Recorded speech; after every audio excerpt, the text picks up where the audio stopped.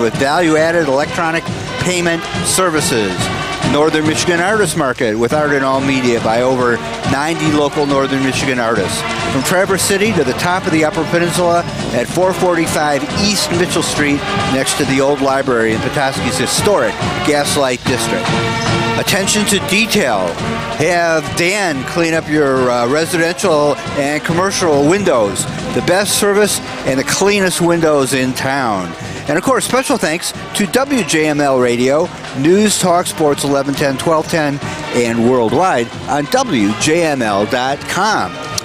Well, tonight we are a long way away from home. We are in Ogemaw Heights, which is basically West Branch, except a little more remote, out in the middle of the woods a little bit. Hopefully you can hear us, and our cellular coverage is getting through all the various electronic boosters we have to get us, and all the little hamsters and everything are working right, and we're booming right into you there.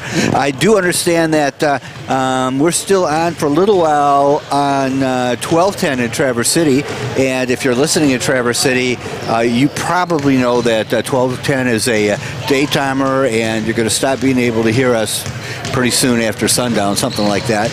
If you are listening to the game and you lose the signal, you can just go to WJML.com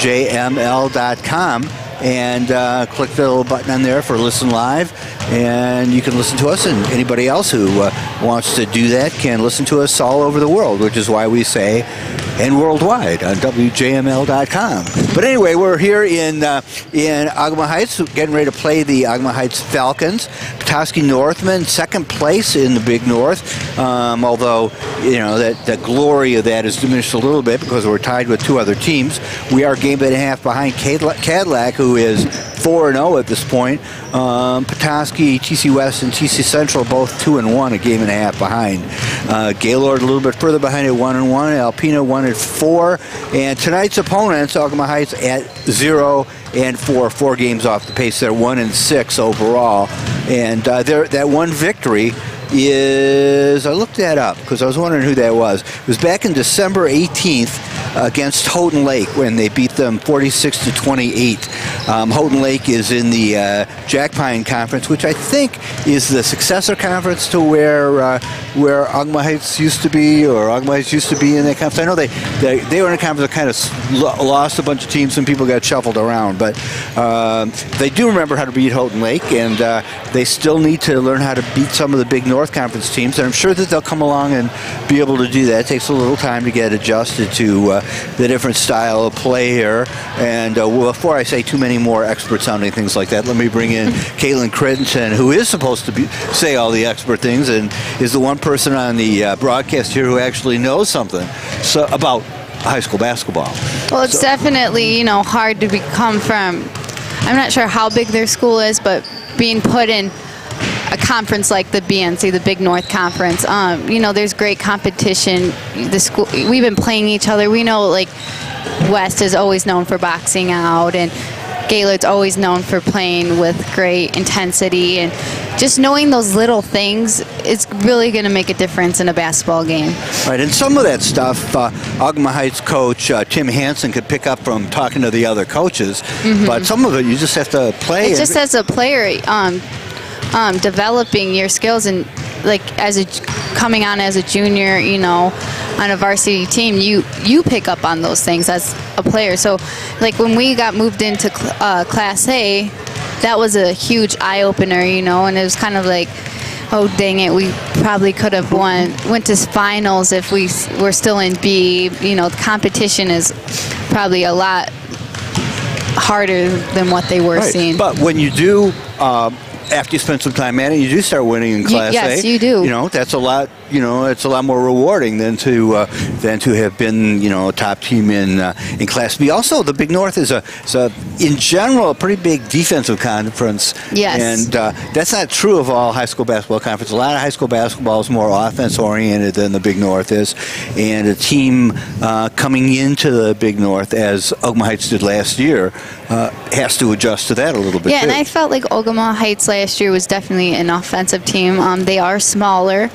They don't really have that much height on the team, but they are quick. And so when, you know, they use that advantage of, running up and down the court or setting those fast screens and backdooring, as in us, where we kind of use our height advantage, and we have good shooters on the team. We're not afraid to take it on the outside, but then we can handle their quickness on the court. So that probably caught them off guard compared to the other Well, they're going to have some conference. trouble tonight with the big inside players that Petoskey brings every night. I mean, they are. You look down their roster, they're like 5'5", 5'5", 5'5", 5'7", 5'8". They lost 5 seniors from last year's team. And last year's team was struggling in the Big North. They have that challenge on top of everything else and being a new team, still a new team in the conference.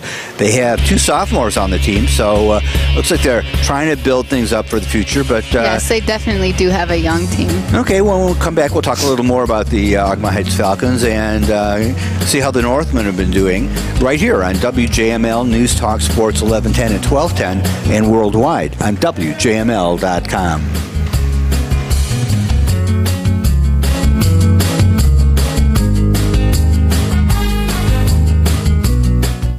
January brings snow, north wind, and plenty of chill. But Jet's Pizza in Petoskey has the recipe to warm you up from the inside out. Right now, a large one-topping Jet's Pizza is just $5.99 for a small, or feed the whole ski team with a large one-topping pizza for just $9.99. Like an extra kick on your pizza? Ask for Jet's exclusive bold pepperoni with big, spicy flavor. Find and print valuable coupons at jetspizza.com, and let's get Jets. Let's get Jets. Hydration isn't something athletes do just during a practice or game. Good hydration takes place before practices and games as well. You can learn more about good hydration and heat acclimation by visiting the MHSAA website, clicking on Education, and checking out the various resources, including a free online course offered by the National Federation. A message from the Michigan High School Athletic Association, promoting the value and values of educational athletics. Hey, I'm Kristen. The best mobile pet beautician around. I'm Robert. The owner of the UPS store in my neighborhood. I get all kinds of pet products delivered all the time, and since my van is my office. Her business needed a real street address. So I got a mailbox at the UPS store. Now I never miss a delivery because Robert can sign for all Kristen's packages and send out a text or email when they arrive. Kristen loves being in business on her own. But with Robert's help, I don't feel like I'm alone. And running around in circles. Are you a mind reader? Wow. To learn about mailbox services at the UPS store and to find a locally owned center near you, visit theupsstore.com. We love small businesses. We love logistics. Your Petoskey UPS store is your certified packing experts. Locally owned and operated and located in the Mitchell Street Plaza near Radio Shack. Mention that you heard this ad and you'll get a 10% discount on in-store custom packaging.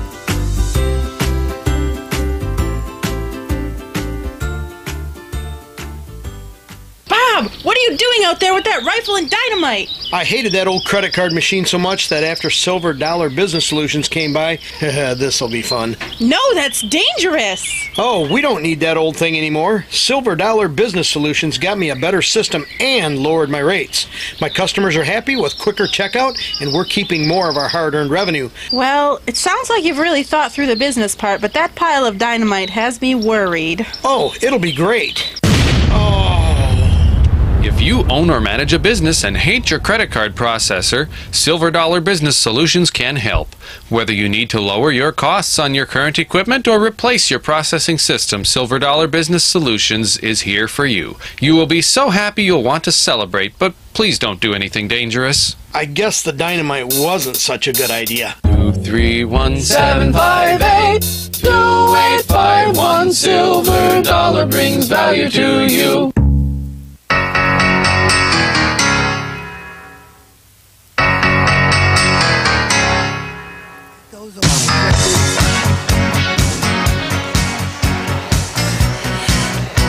We are here in the brown and gold confines of the Ogemaw Heights, can't talk today, Ogemaw Heights Falcons gym. The Ogemaw Heights team is out on the floor in their warm-ups. Northman girls still in the locker room, getting ready to come back out and get ready for this game. Ogemaw Heights 7th place, 0-4 in the Big North Conference, 1-6 overall. We were talking about their lineup a little bit before we went to break. they have 3 seniors on this team, and that's it. And tonight they're a little bit handicapped because Chandler Deal, 5'6" senior, is out of the game with some sort of an injury, right? I'm not sure what it was, but it looks like she has some kind of boot on her right legs. I didn't want to ask because don't know how bring up bad memories or anything. Okay. All right. So they have 2 seniors playing tonight. Kayla Marshall, who was the high scorer, scored 10 points in their last game Tuesday when they played Traverse City Central at Traverse City Central and lost to them 51-37. And the other senior that they have is Shelby Killinger, 5'5".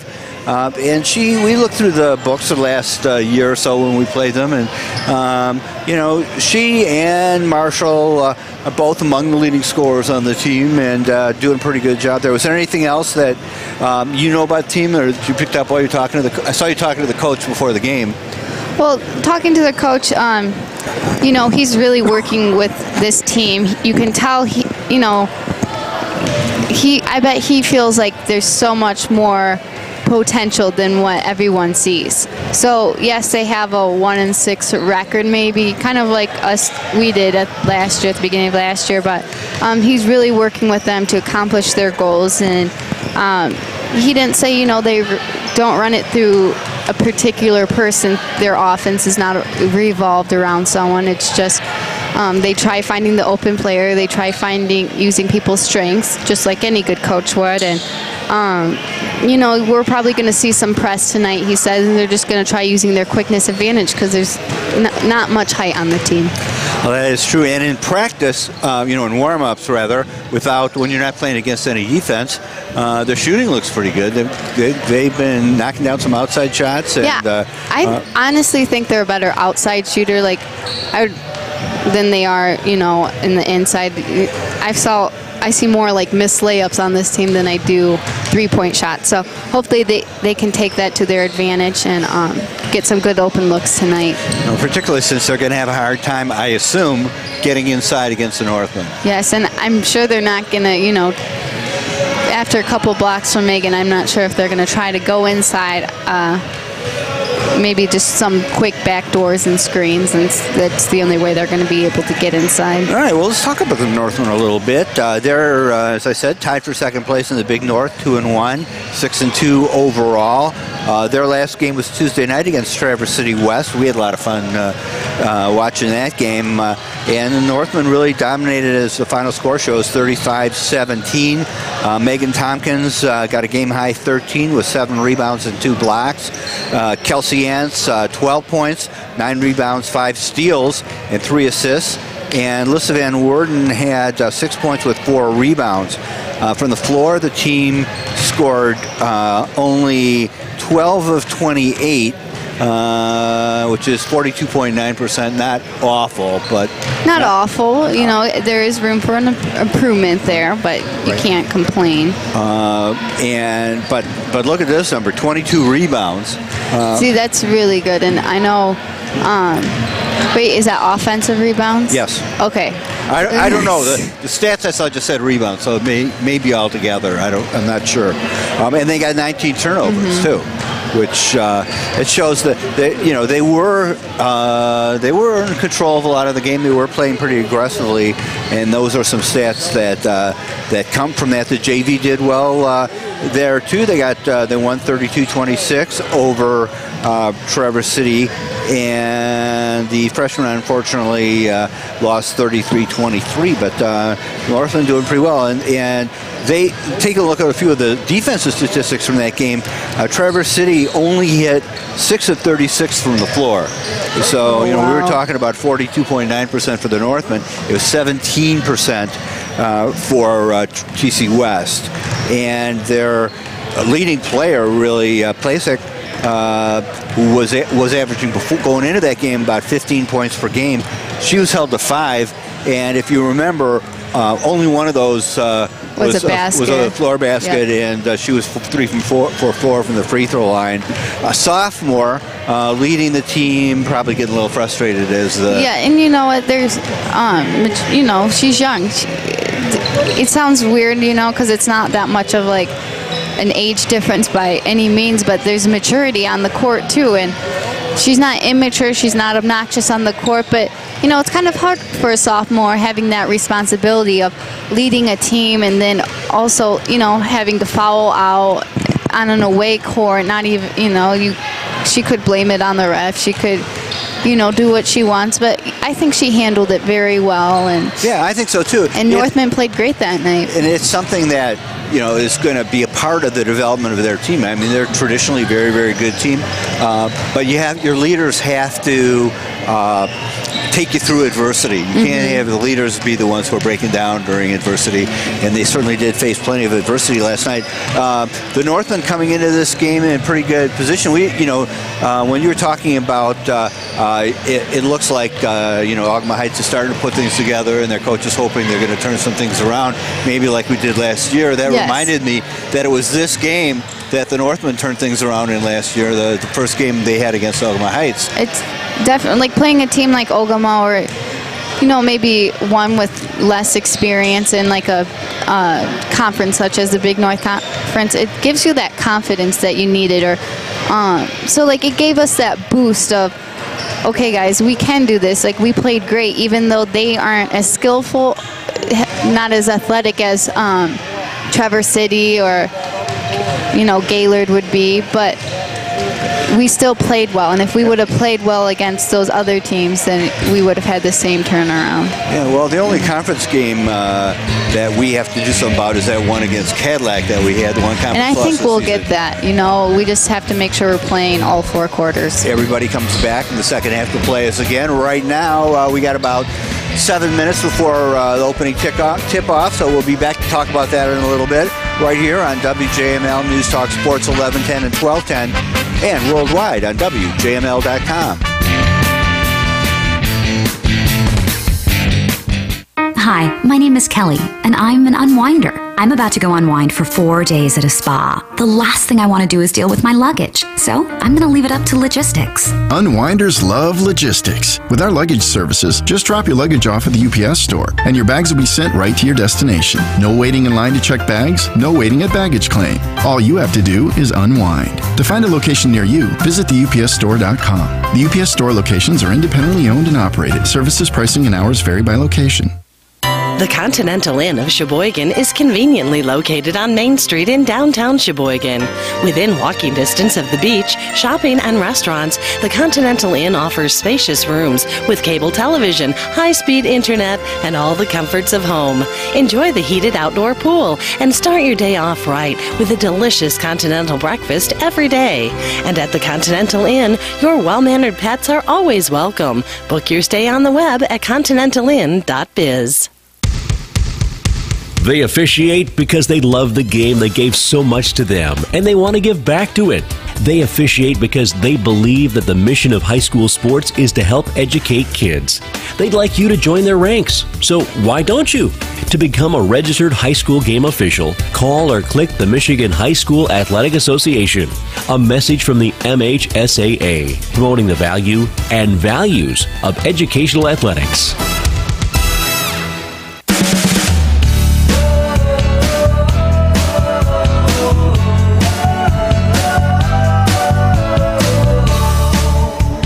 Marty, Caitlin, and Jason here at Ogemaw Heights High School, getting ready for the start of tonight's Big North Conference hookup here. This is actually tonight. We haven't talked about this yet. This is one of those special varsity boys-girls doubleheaders. That's why we're on the air so early tonight. There was no. We were here setting up in a nice, quiet gym. There was no junior varsity game going on in here or anything. It was pretty weird. And then after tonight's game, the boys are going to play. So I guess you have time to get down here for the boys' game, but you missed out on your chance to see both the girls and the boys. That's why they're listening to us. That's right. And thank you to all of those out there who are listening to us. And since they're listening to us, maybe we should say something interesting to them. Why don't we talk about a little bit about the Northmen team? We've been talking about the Falcons. How about how the Northmen team's come along so far? We are at kind of a critical point here in the season. We've got a good record. We're, second place in the conference, but we've got to tone a few things up here a little bit to move on because all the other teams are going to be getting better too. What kind of progress have you seen with this team as you've been watching it come along? The Northmen have made a ton of progress from the beginning of the season. Definitely playing. They haven't accomplished it yet, but they're towards it, playing all 4 quarters of the court and coming out strong.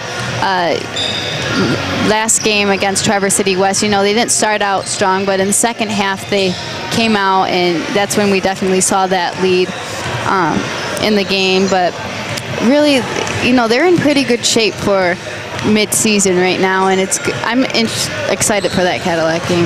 Yeah, and on the offense, I think they're getting the motion moving a little bit better. And they're seeing, they're finding each other, and if we can just have, more than people scoring in a game, we'll have Megan's night or Kelsey's night or Alyssa's night, if we can get that from everyone.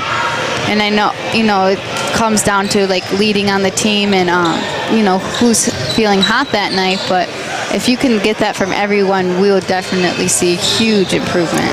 On the other hand, having 3 solid scorers that's good. Is very, usually very good. you only find 1, maybe 2 on the team that you can trust. But, having 3 people and then getting a little bit of 4 and 5, you can get some of them out. You can have Katie Lewis and Liz Frazier score 6 points some games or 8 points, and that's huge in a basketball game. And the bench players have been seeing a fair amount of action. We've had some pretty quality play coming off the bench in the last couple of games. Yeah, and what I like about the bench players is they do their job and they're not afraid to shoot. Some are a little timid, but you'd think not playing that much and getting 2 minutes in the third quarter to 4 minutes, they come in and they do their job, and that's just great to see. And the first 2 coming off the bench, usually Hannah Skolden, Amanda Stinger, yes. Both making contributions, certainly in energy into the game yes, when they come in. That's even more than scoring. If you have energy coming off the bench, why the girls who are staying in are getting tired, and you have that extra energy and people like them to pick you up, and feed off you, that's a huge plus on a team. Yeah, and I want to say something particularly about Hannah Skolden, since she was nice enough to do our promo for us. Hopefully you folks heard that on the radio last day or so promoting this game. She was really good. She did a great job, and I'm so glad she did it because you don't like doing this part. Well, that's okay. For some reason, I'm awful at it, but I don't know about that. You'll get there. And Hannah, she did a great job because we were getting ready to record the promo. We do it at the gym after the previous game, and the thought of doing that was kind of closing in on you. And so you saw her walking around the floor, grabbed her, brought her up, and I thought for just coming up, she did really well. And I brought that up to talk about her play on the floor and just coming in. She's been doing really well there too. We haven't seen a lot of scoring out of her. She has a reputation for being great with a 3-point shot. We've seen a couple of those from her, but one thing she's really done is come in and taken over at guard and controlled the game, kept things under control, passed well. And she, last year it was kind of different because she came in and she shot that 3, and so being able to come in this year and maintaining a position and helping others get open, and we haven't really seen the 3-point shot this year, but she does her job, and it's just great to see that. Well, and she's got a whole different role this year. Last year, like you say, she was in 3-point situations and in end-of-the-game situations where they needed something for a minute or something. She didn't really have any long appearances, but now she's getting in, as I said, one of the first off the bench and really taking over the team on from the guard position. And she's a great captain, too. Very good. Yeah. Okay. All right. Well, I think we're getting ready for the national anthem here as everybody is starting to stand up and get ready. We may have a few announcements while we're waiting for that, but pretty soon. The teams are waiting. Here we go. Can you see by the dawn's early light what so proudly we hailed at the twilight's last gleaming, whose broad stripes and bright stars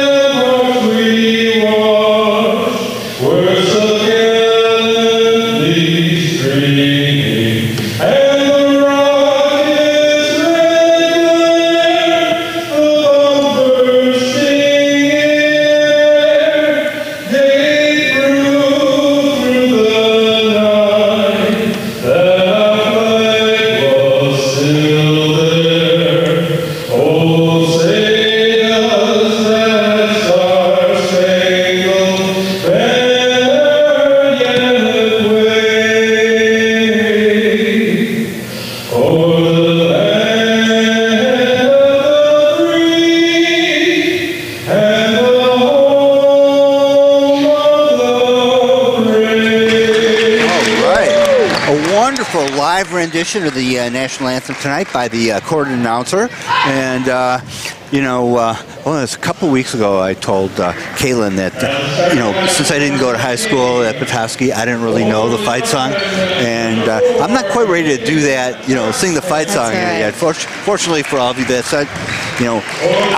not part of my job, is singing songs on the air. But she gave me the words tonight, so I got something to work on here. So we got a few last-minute formalities going on here as we're getting ready to start the game. The other thing about the national anthem, you can't miss. Some gyms, you stand up and you look around for that flag. I was just going to say that they probably have the biggest flag I've ever seen. It's the size of the gym. Yeah, it's like half of one of the end walls, literally. I feel like everyone, no one would ever do this, but if we laid it on the floor, everyone could stand on it, or we could hold it above our heads. There you go. Hold it above our heads. Sorry. It's all right, but you certainly can find it, and all the fans here tonight can find it. As the opposite set of bleachers from us is filling in pretty nicely, and starting to be some people on this side. Some fans from both schools coming in and getting ready for the game to start, and that's just about to happen. So players are being introduced on the floor. Caitlin, can you let us know who the starters are for the two teams? For the Northmen, we have Megan Tompkins at center, Liz Frazier at guard, Kelsey Ants at forward, Katie Lewis at forward, and Alyssa Van Worden at point guard. For Ogemaw Heights, we have Kayla Marshall as guard, Shelby Killinger as guard, Kelsey Killinger as center, Kennedy Beecham as forward, and Courtney Stahl at forward. All right, so the Killinger sisters both in there tonight. Sisters. So, okay, good. That'll be interesting. Shelby is a senior, and Kelsey's a junior. And they're both starters, so they're both going to be on the floor. They kind of look alike, so. Okay, well, so this could be a challenge for us here. We got. I think we can handle this. Yeah. And in fact, the Falcons are out on the floor ready to get going, and here come the Northmen officials out there, and we're about ready to get started with some basketball. Jason, you all set? All right, here we go. And can't start the game until Jason's ready. That's important. And here comes the opening tip, and about 7th time in a row, Megan Tompkins starts it off. Down underneath, inside, on the first play of the game is Kelsey Ants, puts the ball in, and the Northmen take an early 2-0 lead with just starting in the first quarter. Ball on the outside now for the Falcons. And back across the timeline there, it was Kennedy Beecham. Ball got out of her hands and went across the line. So turning it over to the Northmen. They're going to bring it out of bounds on the side close to us. Liz Fraser with the ball. And she passes it in to Alyssa Van Worden. Alyssa across the timeline and down the right side of the court, all the way to the baseline, passes it all across the baseline and through the hands of Liz Fraser, who didn't look like she was ready for it. Ball goes back to Falcons and the Northmen with an early 2-point lead, 2-0. Ball in the backcourt now for the Falcons. They get across the timeline, double teamed on the side there, and they break out of it right away, pass it to the baseline, put the shot up, and Megan Tompkins comes in and knocks it away. But the whistle blows, and I think she's going to get her first foul. They started really good out on the press, but, Megan has to sink a little bit so no one gets behind her so they can throw that overhand pass. Kelsey Killinger at the line for the Falcons, and her first shot off the rim.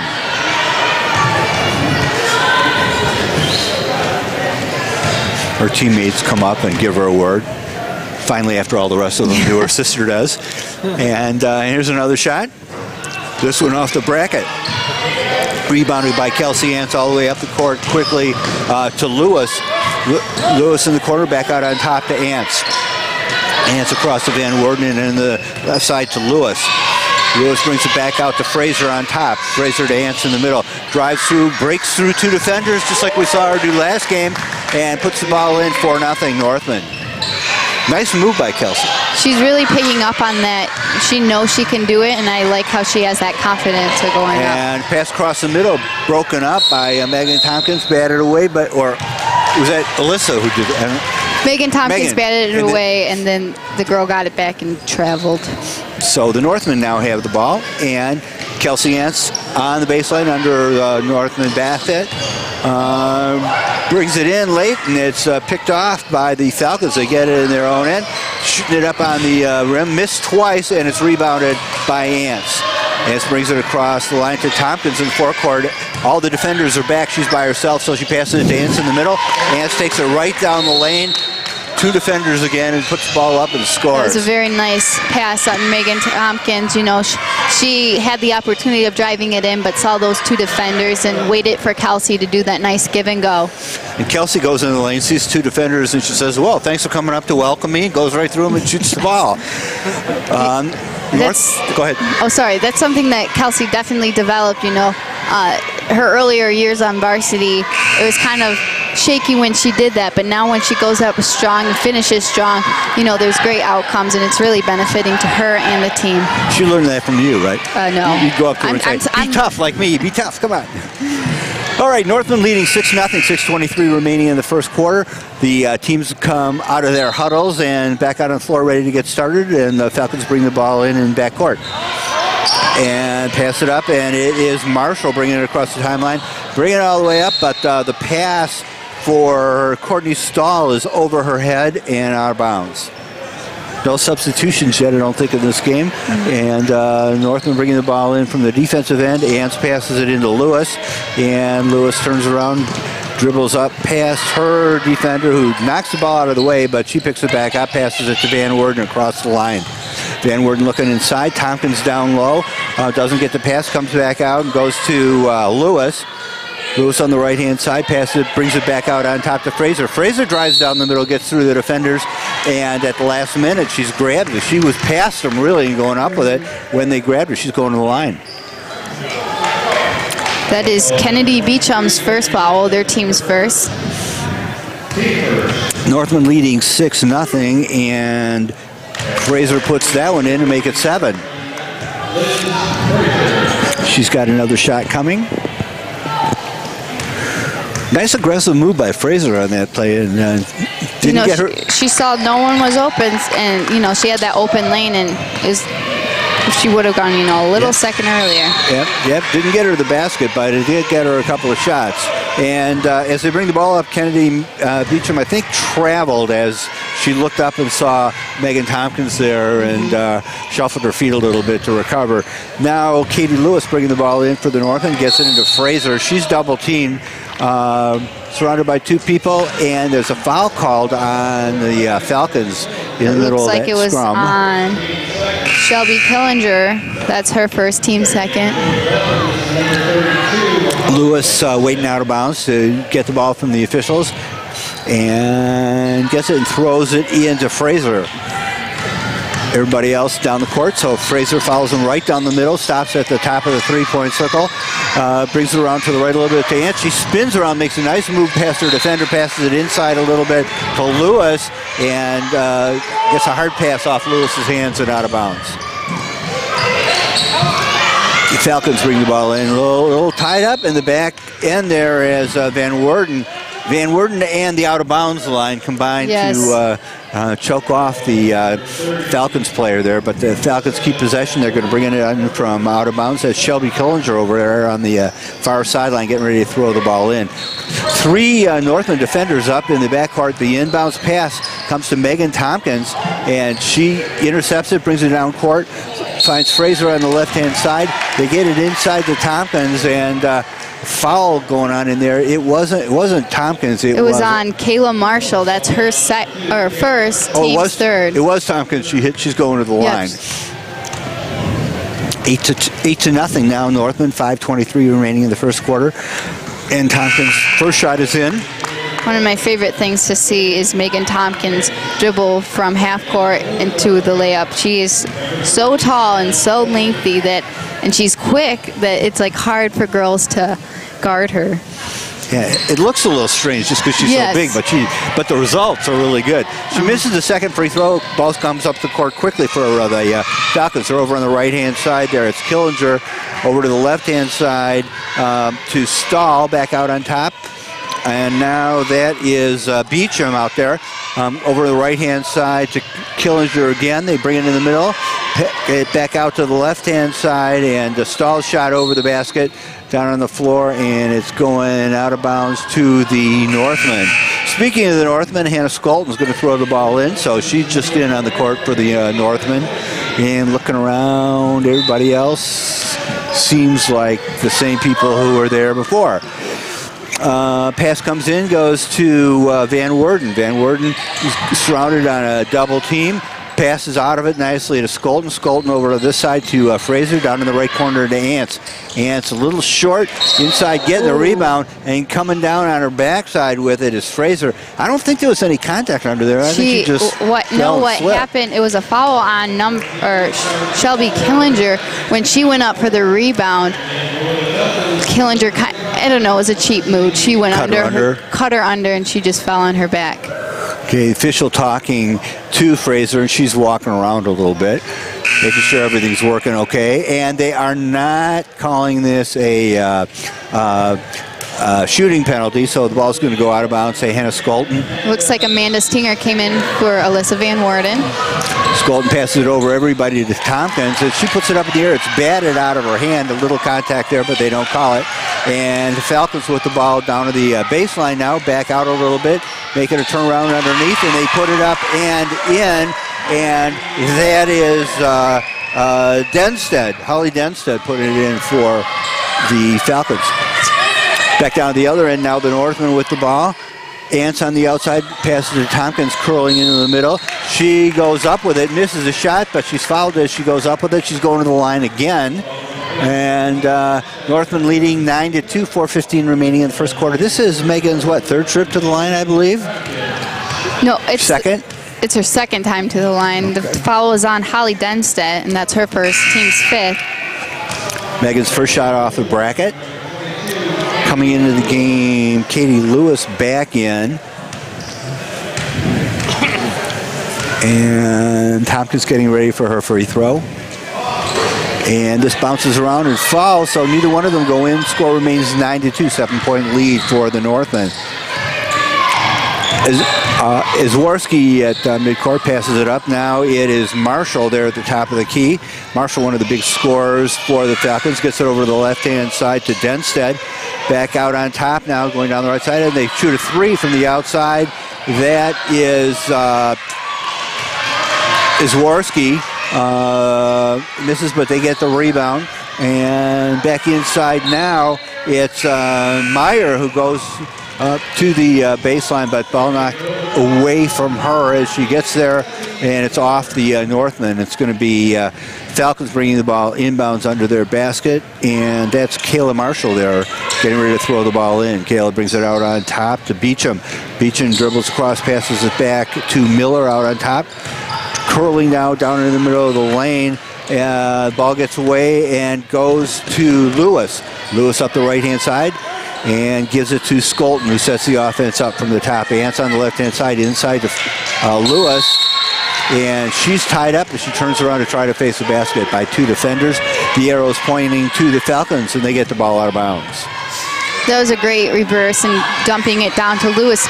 Lewis just missed. Megan was wide open on backside, but it's hard to get through those two defenders. Pass down to the baseline, nice and across the court, and just missed the open layup. Nice play though. They got the ball down on one side of the lane, passed it over. The defender came to her. Mm-hmm. She passed it over to the other side of the lane, put the shot up, but Megan just has to be aware where she is right now, not sinking too far in. Ball back inbounds for the Falcons. They have it out on top. That's Marshall looking over, goes over to the right-hand side, back out on top. Now to Zwarski. Over to the left-hand side. Meyer with the ball, dribbles it into the middle, passes it over to Marshall on the far side. Marshall brings it back out on top and sets the offense up. She's being guarded closely by Lewis. Gets it over in the corner to Denstedt. Back out on top, and now it's Marshall shooting from outside the three-point arc. Her shot misses. The rebound comes down in the hands of Miller. She's down on the floor, and looks like it's... Go ahead. I'm sorry, I was going to just say Jamie Larson's coming in for Megan Tompkins right now. And, yeah, maybe the coach wants a minute with Megan on that. maintaining her position. Anyway, the Falcons with the ball on the outside now. They bring it down to the baseline, pass underneath, right into the hands of Kelsey Ants, and she brings the ball up the court, across the timeline, and right down the middle, passes it up to Stinger on the left-hand side. Stinger back out on top to Skolden. Over on the right-hand side to Lewis. Down underneath to Ants. Her shot rolls over the top of the rim, and it's rebounded by Hassey. Like the old Charlevoix coach. Yes. Yes. Are they related, do you know? Oh, I don't know. Oh, okay. He's at St. Francis now, right? Yes, he is. Around the top now. It is in the hands of Izwarski. Passes it off. Now they pass it into the middle. Nice cut to the middle, but the ball goes off of her hands and falls to the floor. It's picked up on the outside by Larson. Larson over to Lewis on the far side. Lewis stops and brings it back out on top to Skolden. Over to Ants on the right side on top. Ants being bothered by a defender, passes it back to Skolden. Not bothered too much, though. Yes. Passes it back to Skolden, who brings it back out deep. Now inside to Ants in the middle. And if she turns to go to the lane, she's hacked across the arms, ball knocked out of her hands, and foul, I believe, is going to be called. On Kayla Marshall, that's her second, team 6. Right now they're kind of getting in foul trouble with a minute 30 left and already 6 fouls on. And Kayla Marshall, one of their top scoring seniors, so she's going to have to be careful. Coming out of the game, No. Looks like Katie Lewis is coming out of the game, and 1, 2, Amanda 3, Stinger. 4, Stinger going in. Yep. And Alyssa Van Worden. All right, get ready for them to bring the ball in from underneath the basket. It's going to be Northman's ball. Skolden with it, standing under the basket. Minute 30 remaining. She brings it in and out on top to Ants. Ants down underneath to Larson. And Larson passes it to Van Worden. Looks like there was contact. Contact was on Haley Izwarski. That's her first, team 7th. Van Worden at the line now. Her shot up and nothing but net. 10-2 now for the Northmen. Minute 22 remaining in the first quarter of action. Van Worden's second shot in the rim as well. 2 for 2 for her. 11-2 Northmen. Falcons bring the ball up across the timeline over on the right-hand side to Beecham. Passing it to Miller, who turns around, shoots it up to the basket, off the rim, rebounded nicely by Stinger, who skies up nicely to get the ball. Van Worden with it now, across the timeline, into the lane, runs into 3 defenders who come out and greet her, and she's called for the charge. For, situations like that, Alyssa, it was a good drawing all those defenders. She probably had 3 defenders right in her path, but someone's open, and on that situation, Jamie was open on backside, so just look for the extra pass. And 3 of them were a solid fence in front of her. There were no gaps there to go through like Kelsey had been doing. Out on top now is Zwarski over to Shelby Miller, and pass goes to Samantha Hassey and through her legs and out of bounds. Right now, Amanda Stinger has great hustle plays. I love it when she comes in off the bench and she's down low, getting those rebounds, diving on the floor probably about 3 times already, and it's just great to see. Yeah, I think she plays a little taller than that 5'7" that she is. Northman has the ball. That's Skolden with a 3-pointer. Bounces off the bracket and comes back down. Falcons with the ball across the midline. And they get down the inside, put the ball up. That is going to the hoop. There is Haley Zwarski. She's fouled as she goes up. That foul called on Hannah Skolden, her first. Her first, team's 4th. Zwarski misses the first shot. They're trailing 11-2, 9-point margin. Some substitutions come in. Looks like Lekovec in for the Falcons. It looks like Natalie Weaver's back in the game, and so is Megan Tompkins and Liz Frazier. Here's the free throw, and it goes in for Zwarski. That's the 3rd point for the Falcons in the first quarter, trailing 11-3 with 24 seconds remaining. Amanda Stinger getting the ball on the back line. And her pass comes in to Fraser. Fraser back to Stinger. Stinger brings her across the midcourt line. She's double teamed, pushed to the sideline, but the Northmen retain the ball, and that's Fraser who's going to bring it in. Looked like Stinger needed to look up and see that double team coming a little better. You know, she has to be confident in her dribble. Larson with it on the right-hand side, out on top to Fraser. Fraser back down the right to Tompkins, still outside the three-point line, passes it across the middle. Stinger with it on the left, and there's as the time runs out, Tompkins puts the ball up, and it just misses off the backboard.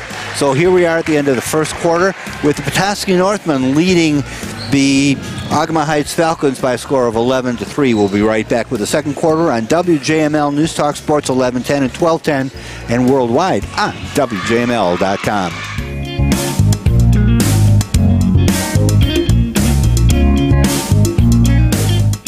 Nestled in the woods across from the Pellston Regional Airport, the Pellston Lodge is halfway between Mackinac City and Petoskey and close to all the great things about northern Michigan. Enjoy first-class accommodations, a dip in the pool after your long day, and wireless internet throughout the hotel. A delicious morning continental breakfast awaits you before a day of activity. Winter ski packages are also available from Nubs Knob Ski Resort, so make your next stay at the Pellston Lodge in Pellston, on the web at pellstonlodge.com.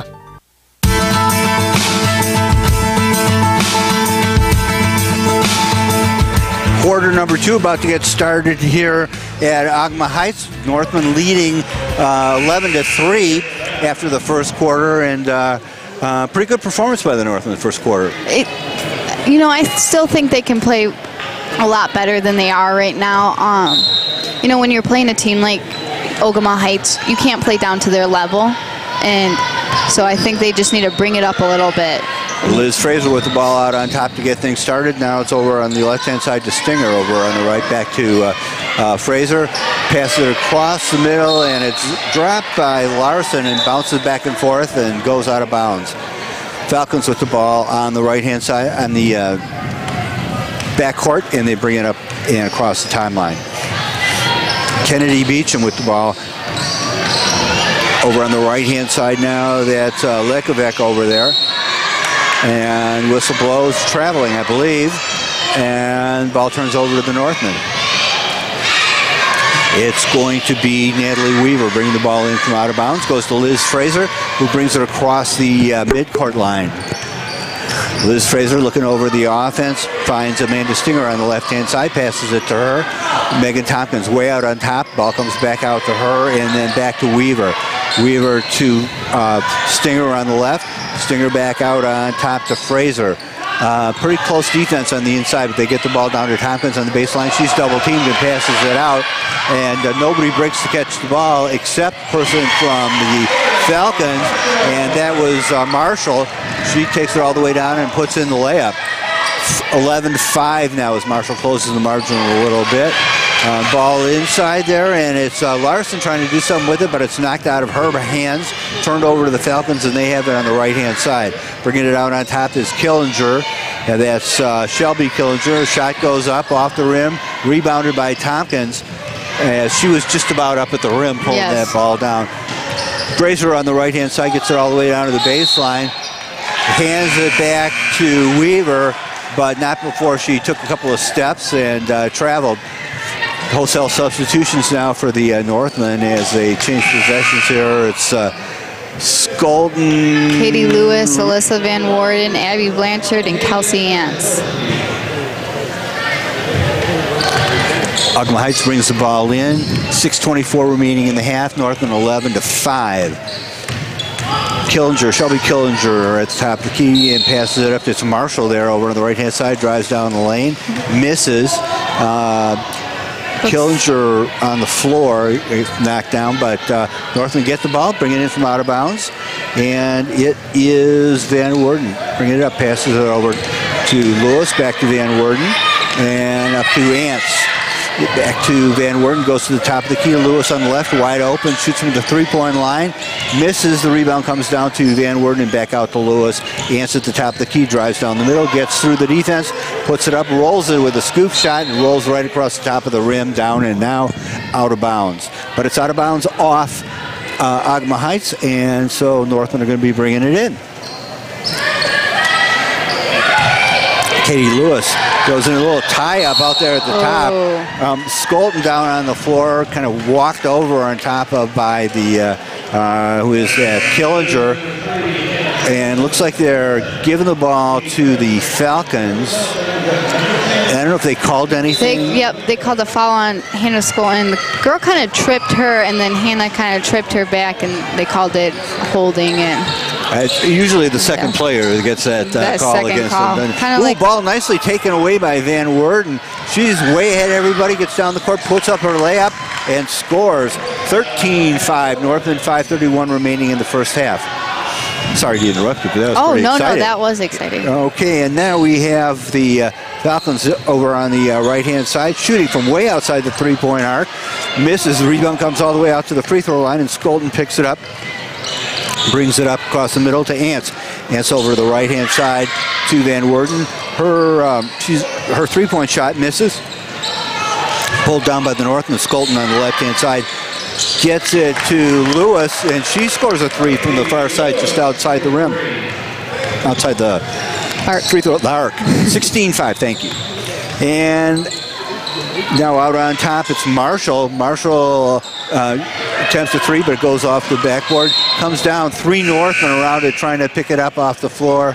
And they knock it out of bounds, and so it's going to be brought in by the Falcons. Kayla Marshall standing out of bounds, getting ready to bring it in for the Falcons. 4:45 remaining in the first half. Northman up 16-5. And the Falcons take a timeout. Coach Tim Hansen brings his team over there to get a little break, a little water. Concocting a secret play, but it's not going to work. You got your eyes in there, picking up that secret play. I think they're showing spots of competence here, and they just need to get themselves a little more organized, take advantage of some of the opportunities the Northmen are giving them. Right now, it's just kind of hectic on the court on both ends. They're just trying to throw up a shot. We have little turnovers, 3 Northmen girls going after the ball, thinking it's someone else. We got to know where people are at on the court right now, and finding those open players right now. Ogemaw likes to press, and I think we're getting a little frantic about that. We've got Van Werden and Ants out there. Oh, and Lewis. Other than that, it is Will and Abby Blanchard.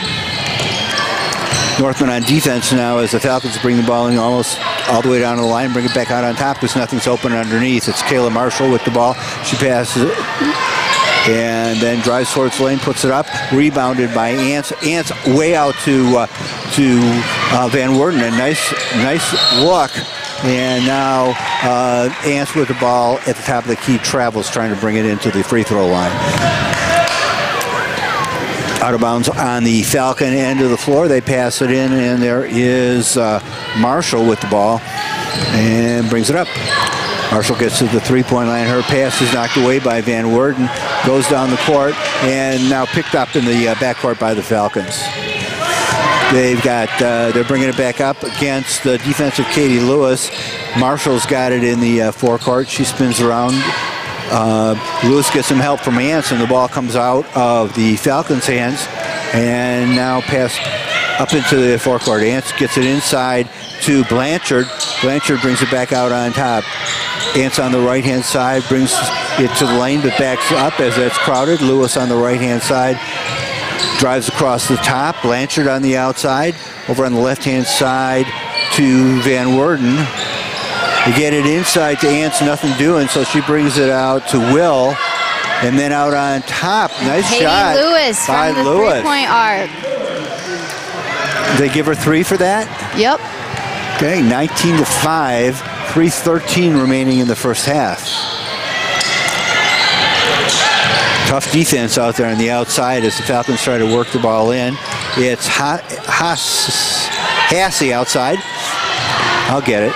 And now all the way up court, nice pass to Lewis, and defense runs into her to stop her shot. Looks like Victoria Lajkovic has her first foul. That's the team's 8th. Katie Lewis to the line. Lewis going to the line. She's been knocked down hard a couple of times. But, standing in there pretty well, looking around. She's playing great defense on Kayla Marshall. I think she's holding her to only 2 points. And her first shot goes in. That gives the Northmen 20-5. All across the board substitutions for the Falcons with just under 3 minutes left in the first half. All new players in the game. And coming in off the bench is Weaver for the Northmen. That second free throw went in, and the Falcons getting ready to bring it in. So we got Weaver in. I think that's the only substitution as the Falcons bring the ball up the floor. And across midcourt, it is Killinger, Shelby Killinger. Back out on top to Meyer. Over on the right-hand side, shot fake and go and pass inside. Nice fake and a pass underneath. Basket scored by Holly Denstead. 21-7 Northmen. And pass knocked away. It's a little shoveled back and forth at the midcourt line. Goes down on the floor, and they call it jump ball, and that gives the ball to the Falcons. Just 2:25 remaining here in the first half. Shelby Killinger over right in front of us, ready to throw the ball in the backcourt. Passes it to Meyer. And Meyer brings it up the middle to the top of the three-point arc, then drives in by everybody, gets to the baseline wide open, but her shot misses, and it's rebounded by Ants. Ants all the way up the floor to Weaver. Weaver gets underneath, and she's ready to shoot. Slides her feet a little bit, and traveling called. Right now, the Northmen are doing a great job of pinching those gaps. Ogemaw Heights is having a really hard time trying to get in the inside. They did just get them on a back door, but driving, they're definitely doing their job of help defense and playing up the line. Tompkins, Van Worden, Weaver. Stinger and Frazier are out right now. Over on the left-hand side for the Falcons, that I think was Beecham. Yep. So it's 21-9, minute 44 remaining. Up the court now, and at the top of the key is Fraser. Over the left-hand side to Tompkins. Back out on top to Weaver. Weaver looking over the offense. Stinger on the left-hand side. Back out to Fraser. Fraser right at the top in the middle. Passes it to Stinger over on the left. Stinger getting double teamed now and gets out of there. Gives it to Weaver out on top over the right-hand side. Underneath to Van Worden, but she's surrounded. Ball comes out. It's grabbed by Fraser, and as she turns to pass it away, whistle blows, and there's a foul. On Kennedy Beecham, that's her second, team's 9th. Northmen with the ball in their offensive end. Weaver bringing it in from out of bounds. Oh, no, 1-1. But they stop. It's going to be 1-1. That's right. Officials sorted out. They were given the ball for a out of bounds, for passing it in from out of bounds. But now it goes to the line. 21-9 with 1:10 remaining. And Fraser's shot off the rim goes out of bounds to the Falcons. Northmen leading by 12. And just over a minute remaining to play here in the first half. Falcons bring the ball in. And gets it across the timeline. That's Shelby Killinger with it over the left-hand side to Marshall. Marshall brings it across the top. Kennedy Beecham with it, throwing it inside. They got open under there, but they get the ball inside, but they have a little trouble with the side. Nice pass up the floor to Tompkins. As she goes up, there's contact underneath the basket. And I think Liz Frazier was the one that saw how deep Tompkins was, and she did a great job of passing it up. Okay, blocking foul called on Marshall, I think. That would be her third, I believe. It looks like Haley Izuski. Oh, 21, I'm sorry, not 2. Izwarski. And Tompkins off the front of the rim, but in. Rolls over the rim and goes in. Lewis in the game for the Northmen. And Tompkins at the line. And her second free throw is in, nothing but net. And Northmen take the lead up to 23-9 with under a minute remaining in the first half. Ball on the outside. It's Beecham with it. Drives down the middle a little bit. Pulls it back out over the right-hand side. And looks like they called the foul. It looks like it was called on Katie Lewis. That's her first, team's fifth. So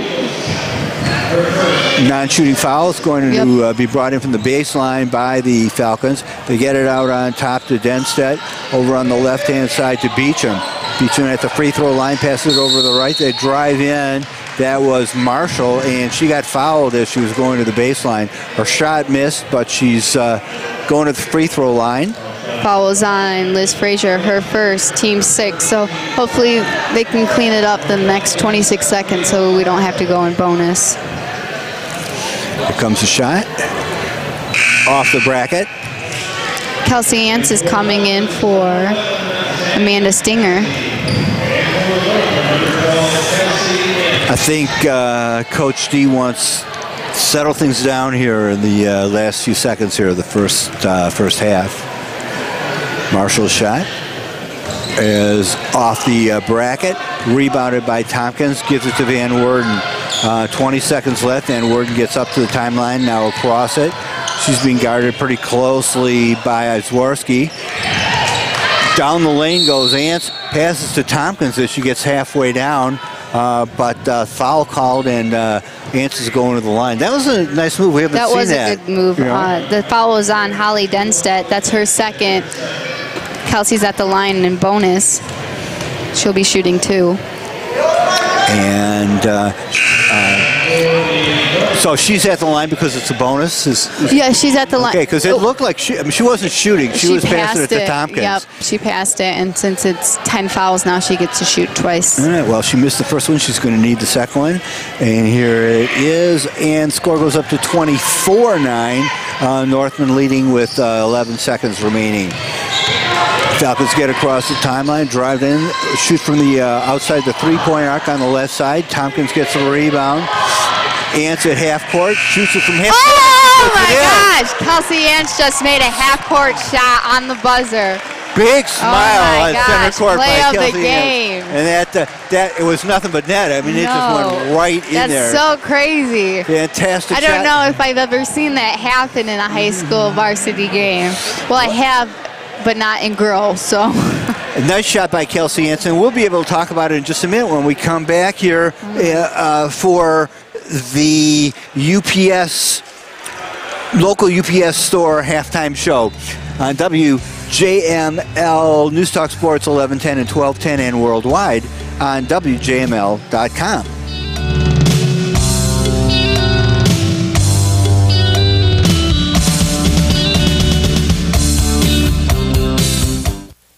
Things have perked up in downtown Alanson with the all-new R&R Cabin Restaurant. Chef Randy Cole and his partner Ruth invite you to stop in for a jumpstart breakfast or a delicious lunch of gourmet sandwiches and homemade soups. This Friday, try R&R Cabin's Friday night fish fry starting at 4 o'clock. Fill up on a great meal and top it off with a cup of freshly brewed coffee and one of many homemade desserts. Now open, try the all-new R&R Cabin, located in downtown Alanson. Call for today's special at 231-203-2012. Hi, my name is Kelly, and I'm an unwinder. I'm about to go unwind for 4 days at a spa. The last thing I want to do is deal with my luggage, so I'm going to leave it up to logistics. Unwinders love logistics. With our luggage services, just drop your luggage off at the UPS store, and your bags will be sent right to your destination. No waiting in line to check bags, no waiting at baggage claim. All you have to do is unwind. To find a location near you, visit theupsstore.com. The UPS store locations are independently owned and operated. Services, pricing, and hours vary by location.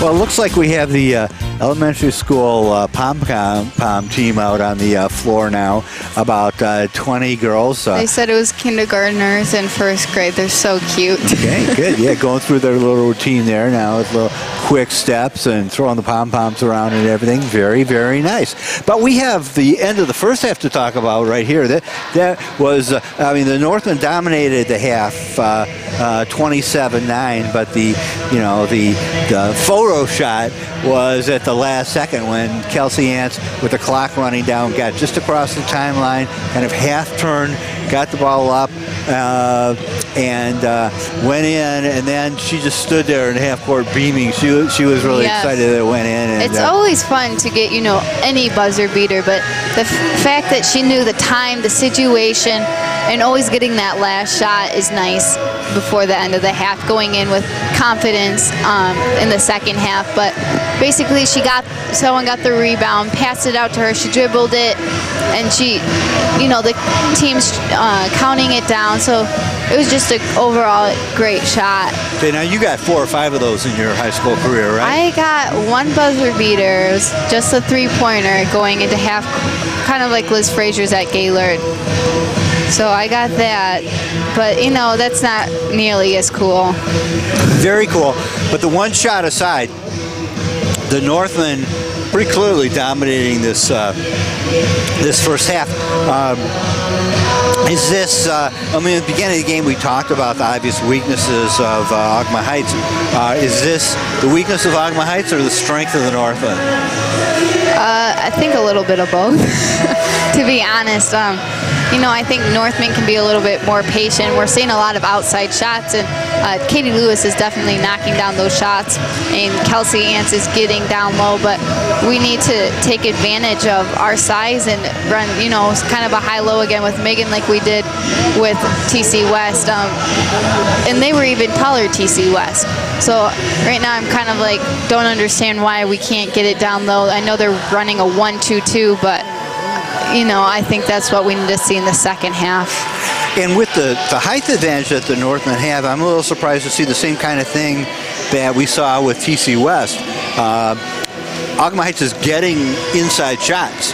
They're getting open on the baseline, and they're not able to put those layups in, but they're getting a lot of opportunities against the Northmen. And I think it's a lot of it is coming down to when we're pressing them is not being aware of how deep they're sending players on and throwing them over their heads. So I think that's where a couple of our fouls have come from, but overall they're doing a pretty good job. Yeah, but it's something you want to work on, because on a night where the teams are a little better matched, it's a close game, and those shots, and you're against the team who's making their shots, that could be the difference of the game, is getting all those open layups. It definitely is. When I'm looking at the scorebook, and Ogemaw Heights has 4 baskets outside, but they're 1 for 6 at the line right now. And even if they had those extra 5 points, it's not gonna, it's gonna still be a tough game, but anything helps. When you have those free shots, you really want to start knocking them down.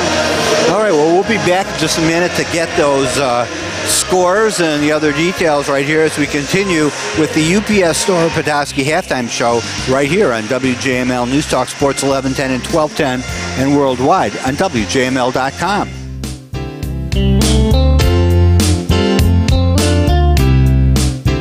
Attention law enforcement officers, you've had your basic training. Now, are you ready for the next level of CQB? Let Jim Atkins at White Tiger Martial Arts take you to that level. With 36 years under his 8th degree black belt, Jim is ready to give new meaning to defend and protect. One-on-one classes are available at times that work around your schedule. Jim is experienced in working with SWAT, local, state, and county authorities. So get in now to White Tiger Martial Arts Academy on 8th Street in Traverse City and take your skill set to the next level.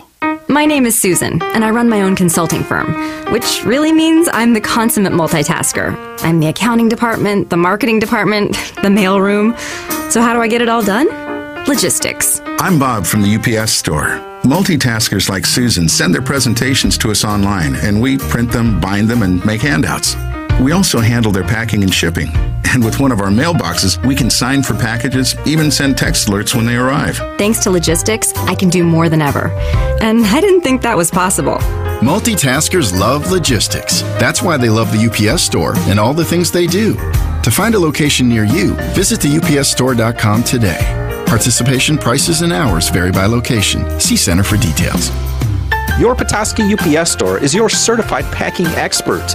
Locally owned and operated and located in the Mitchell Street Plaza near Radio Shack. Mention that you heard this ad and you'll get a 10% discount on in-store custom packaging.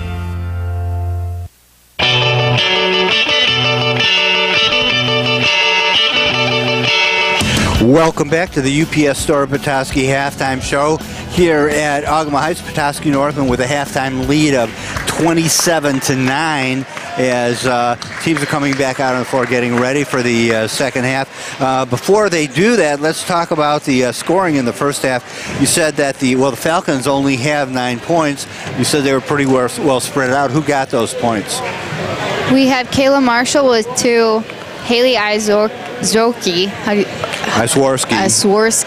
those Polish names, with 1, Kennedy Beecham with 2, and Holly Denstite with 4. All right, and on the Northman side? Northman, we have Megan Tompkins with 3, Liz Frazier with 2, Kelsey Ants with 10, Katie Lewis with 8, and Alyssa Van Worden with 4. Okay, so Ants and Lewis really doing the great job. Dominant scoring. How about fouls on the Northman side? Fouls were looking pretty good. We have Hannah Skolton with 2, Megan Tompkins with 1, Liz Frazier with 1, Katie Lewis with 1, and Alyssa Van Worden with 2. So no one really to worry about. On Ogemaw's side, we have Kayla Marshall with 2, Victoria Likovic with 1, Shelby Killinger with 2, Haley Izworski. I'm going to get that. Yeah, just call her Haley I. Haley I, yeah. Okay. Right. And Kennedy Beecham with 2, and Holly Denstite with 2. All right. Well, pretty decent scoring first half for the Northmen, but some sloppy play a little bit. You know, things get a little out of control. It has been a little sloppy. You know, nothing, and that's hard when you're playing against a team like this to try playing at your level, you know. It's like going to, a class where the teacher doesn't really care, so you're not going to try at your level that you probably, are able to. But well, Coach D showing that he cares right now is conducting a seminar out there with Kelsey and Megan and his clipboard and getting them into position and showing them what he wants them to be doing. These are important games and important opportunities for this team to get their game fine-tuned and in a little bit better shape for the rest of the season. And Coach D is out there, doesn't want to waste the second half of this game on sloppy play, and just trying to reinforce that view with everybody down there. Overall, I think offensively is where we're struggling a little bit. Like, yes, we have gotten some nice looks and, gone to the basket, especially with Kelsey Ants and Katie Lewis from the outside. But really, it comes down to, having, working what your play is. You spend all that time in practice going over and over this plays and trying to execute them the right way, and without the proper execution, you're going to kind of be sloppy. Right. Well, so far this season in conference games, the Northmen have scored in their victories 43, 69, and 35. So it's not too bad, but they need some more work.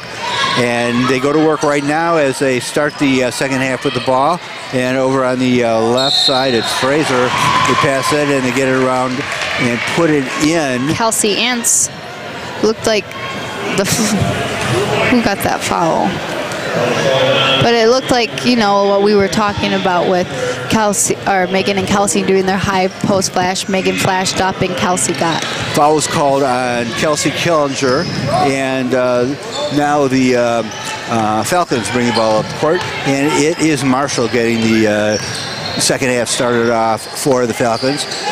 Down in the right baseline, gets right around Megan Tompkins, but she makes up for it by not skying and knocking the ball away. So Katie Lewis now with the ball up there for the Northmen. Van Worden on the right-hand side.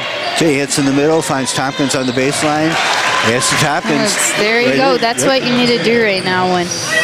Nice set play there. And Northland 31-9 just into the second half. Over on the baseline, going around her defender, Kayla Marshall, puts the ball up and misses. They get in deep again, and this time it's Van Worden going up to knock the ball away. But they call The ball's just knocked out of bounds, I guess, and it's going to be brought in by the Falcons. They keep the ball in after it's battered around a little bit. Shelby Killinger with it on the right-hand side. Comes back outside the three-point line. Passes it inside. Kind of a nice opportunity, but the pass is just off a little bit, and Kelsey Ant stepped into the lane and picked it up. She's got to get through three defenders. She does, and she puts it up and puts it in. Nice play. That was a great play by Kelsey. And as the ball comes into the forecourt by the Falcons, the whistle stops the action, and it's going to go over to the Northmen. I think it's a timeout. Maybe. Wouldn't go. It looks like a timeout. I thought there was a travel called before the timeout, but I think she traveled because of the whistle. So. All right, so we got a little break in the action here. How do things look as they came out of halftime? You know, they're looking pretty good. Obviously, they took what Coach told them to do, and they're executing it really well with Megan and Kelsey feeding the ball to each other, high post and low post. And, you know, the other girls on the arc are moving around. And Alyssa Van Worden, you know, I was just thinking, you have Kelsey that can block, you have Tompkins that can block, but you also have Alyssa Van Worden that can block. And to have like three girls consistently blocking is, you know, a great thing for the Northmen, and makes it so hard on Ogemaw to try shooting, especially with their height disadvantage. Coach D spent most of that time out talking to Van Worden, so we'll see what kind of a play comes out of that. And maybe he was tuning up what you were just talking about, you know. But now we're waiting for Ogemaw Heights to come out. The official goes over to their huddle, brings them out on the court. We've got 6:28 remaining in the third quarter. Northland with a nice lead, 33-9, and it's going to be Ogemaw Heights ball out of bounds on the far sideline. And that is Shelby Killinger bringing the ball inbounds to Marshall.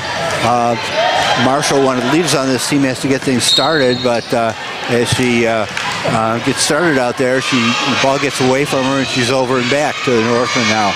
So Northmen ball, bring it in bounds from the far sideline, Liz Fraser. Liz Fraser to Ants. Ants to Van Worden. Van Worden still way outside the three-point line, gets guarded closely now, passes it over to the right-hand side, inside to Ants. The pass was to Lewis, who then got it to Ants, but it was knocked out of bounds. The Falcons with the ball now, and that is Shelby Killinger across the timeline. Over the left-hand side to Beecham. Gets down to the baseline, try to pass it inside, but Tompkins and Lewis knock the ball out of bounds. So they're going to try again from underneath the basket. It's Killinger under there. Passes it out to her sister. And shot goes up, and it's 33-11 now. That counts for the Falcons. Ants across the timeline. Looks like they called a carry on Kelsey Ants. Yeah, I think she was kind of trying to dribble it behind her back or something, but they decided not to. Yes. Falcons with the ball now. Over to the right side, that is Stahl. Back in the corner now to Marshall. Marshall back out on top, taken away by the Northmen. Then there's a little contact out there between Van Worden. Looks like they called a foul on Van Worden. I'm surprised they called that because it was kind of an equal effort of them going for the ball and just getting tied up with each other. Van Worden and Shelby Killinger. Ball comes in now, and shot going up by Kelsey Killinger. Kelsey Ants up and batting it away. Amanda Stinger is coming in for Alyssa Van Worden due to 3 fouls. I guess that was a clean block by Ants. I thought they were going to call something on that, but apparently not. So now the ball comes in for the Falcons over on the right-hand side. That is Zworski. Now over to the left, back out on top. Driving in back out to Beecham on top. She drives down halfway down the lane, puts a shot up. The rebound comes all the way out to the foul line where it's picked up by Fraser, but she stands there with the ball down low. Looks like they called a foul on, it says, 1 second, Kennedy Beecham. That's her third, team second. non-shooting situation, and so the ball goes out of bounds to the Northmen in the backcourt. They bring it in to Stinger. Stinger stands back there, passes it up to Fraser. Fraser dribbles still in the backcourt. She's got to get across the line. She does. On the right side, brings it back out on top. Looks to Lewis. No. Then Fraser continues down the middle, pulls up, passes to Ants on the left. Her shot wild and rebounded. The Stinger takes it up. Rebounded by Ants. Ants out to Lewis on the top. And her shot off the rim. And Ants picks it up. Northman getting all these rebounds and lots of second chances inside to Megan Tompkins. Tompkins. She puts it in, scored, and she's fouled as she Probably goes up just with it. in that one play, they had 5 offensive rebounds. So great job of keeping control. You want to put the ball in the basket. They were good shots. They had opportunities to score on most of those. You know, they were just not falling, but none of them were forced. Everything looked great. Looks like Ogemaw is calling a full timeout. That foul was on Holly I can't say her name, Denstead. That's her third, team's third for this half. And nice play to make the final play to end up making that shot there by Megan and going in. And now talking about it on the sidelines after the timeout. And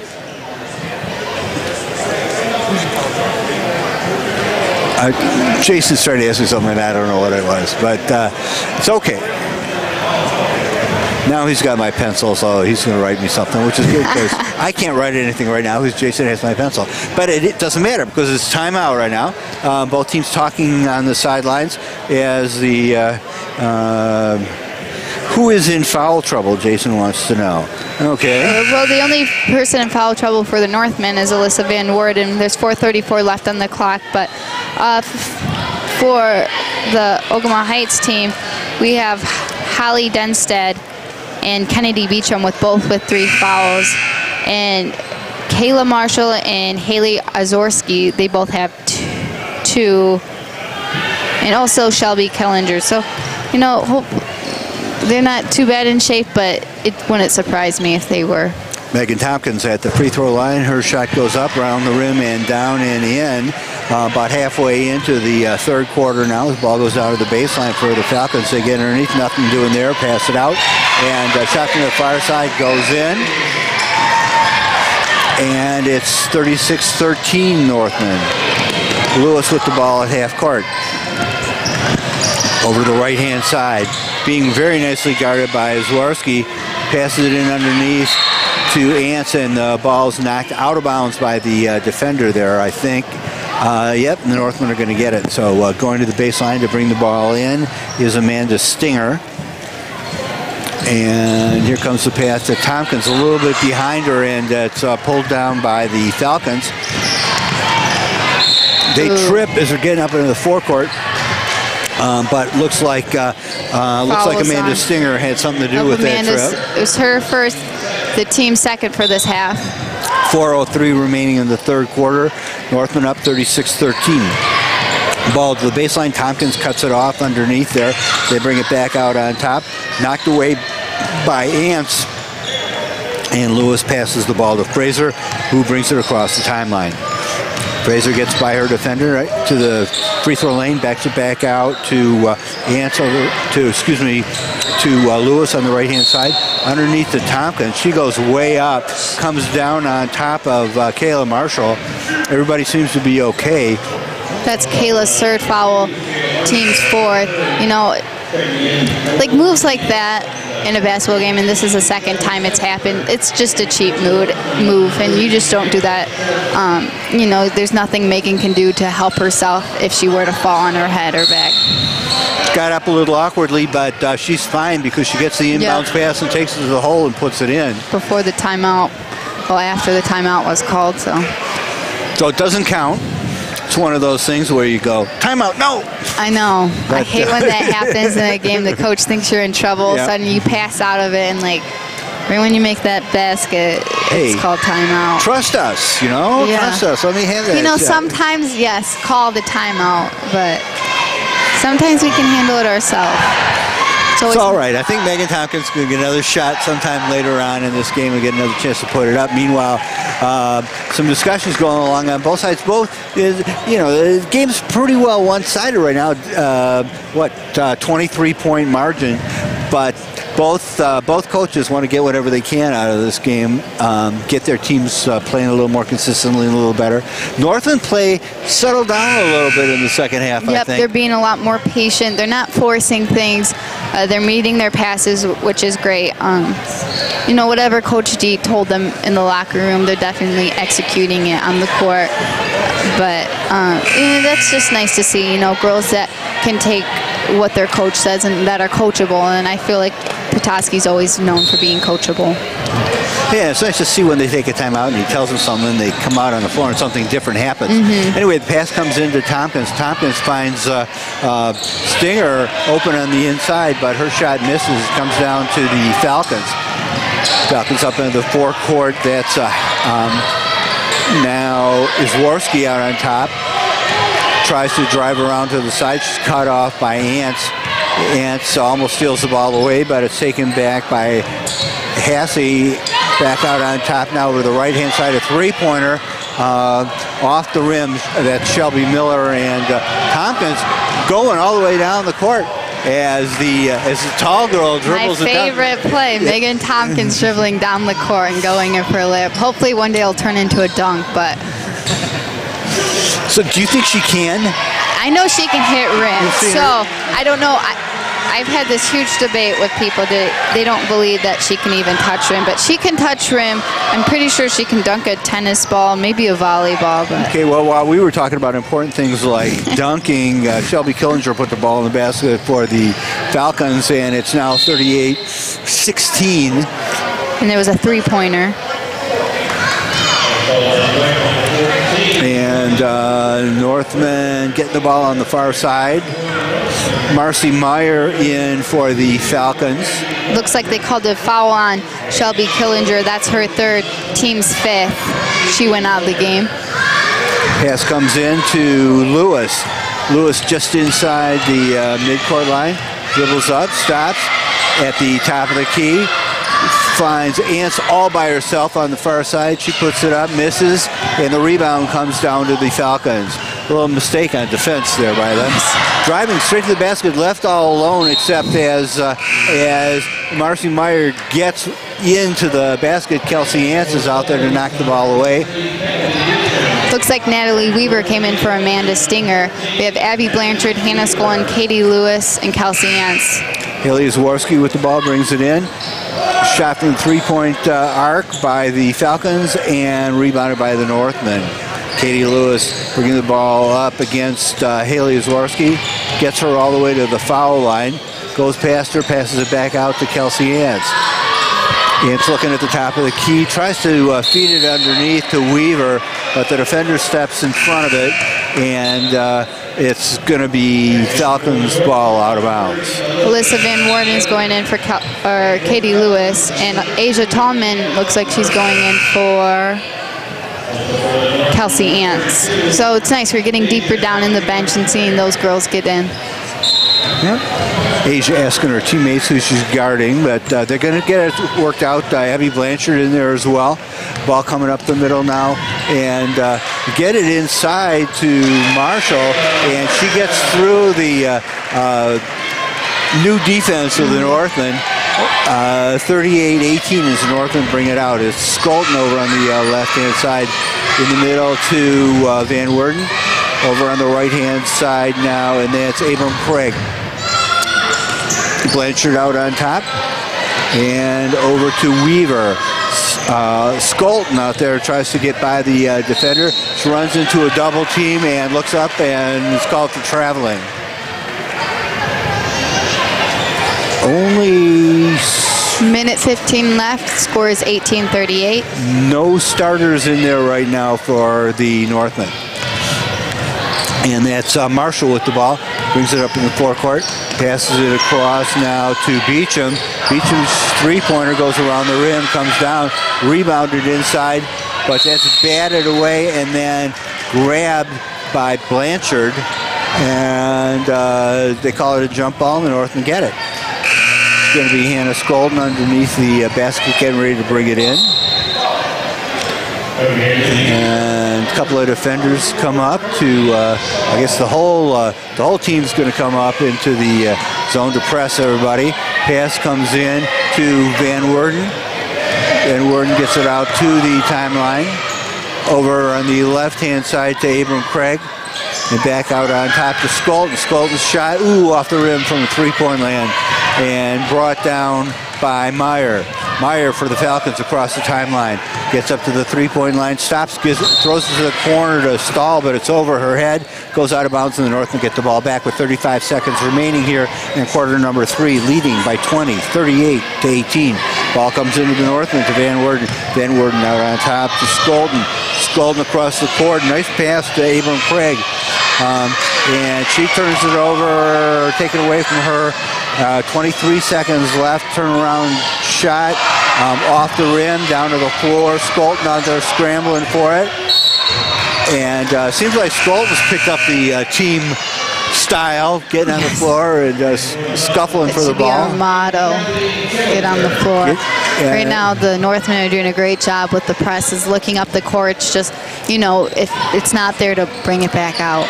Falcons bring the ball in from the baseline. It's Denstedt outside to Shelby Killinger. Nice move inside and up, misses. That's Denstedt on the give and go, takes it inside, but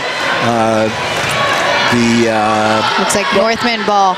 6 seconds left on the clock. Hannah Skolden's taking it out in the baseline. Skolden looks over the possibilities, throws the ball into Van Worden. Van Worden caught in the corner by two defenders, passes it out in the middle to Weaver.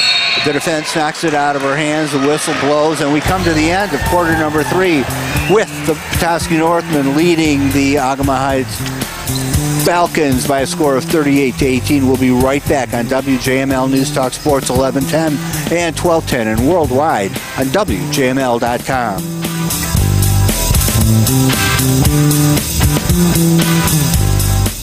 Hi, my name is Kelly, and I'm an unwinder. I'm about to go unwind for 4 days at a spa. The last thing I want to do is deal with my luggage, so I'm going to leave it up to logistics. Unwinders love logistics. With our luggage services, just drop your luggage off at the UPS store, and your bags will be sent right to your destination. No waiting in line to check bags, no waiting at baggage claim. All you have to do is unwind. To find a location near you, visit theupsstore.com. The UPS store locations are independently owned and operated. Services, pricing, and hours vary by location.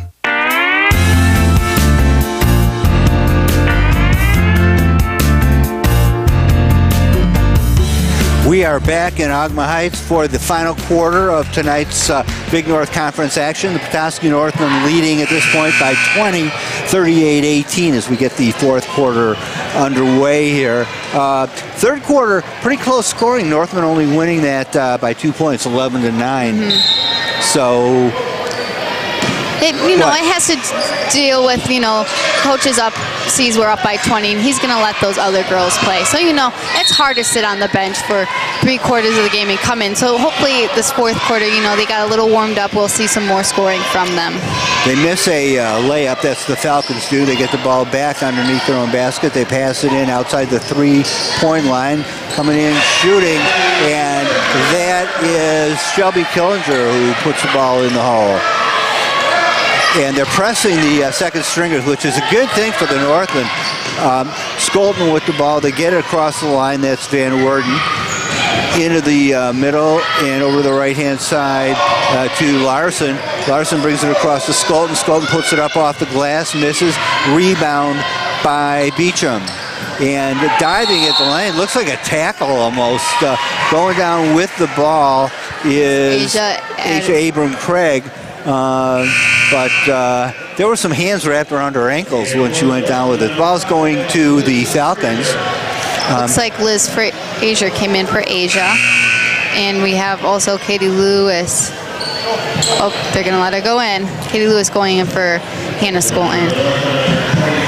And we've got 7:23 remaining in the game. Play about to start as Kennedy Beecham throws the ball in for the Falcons. Kayla Marshall with it at half court.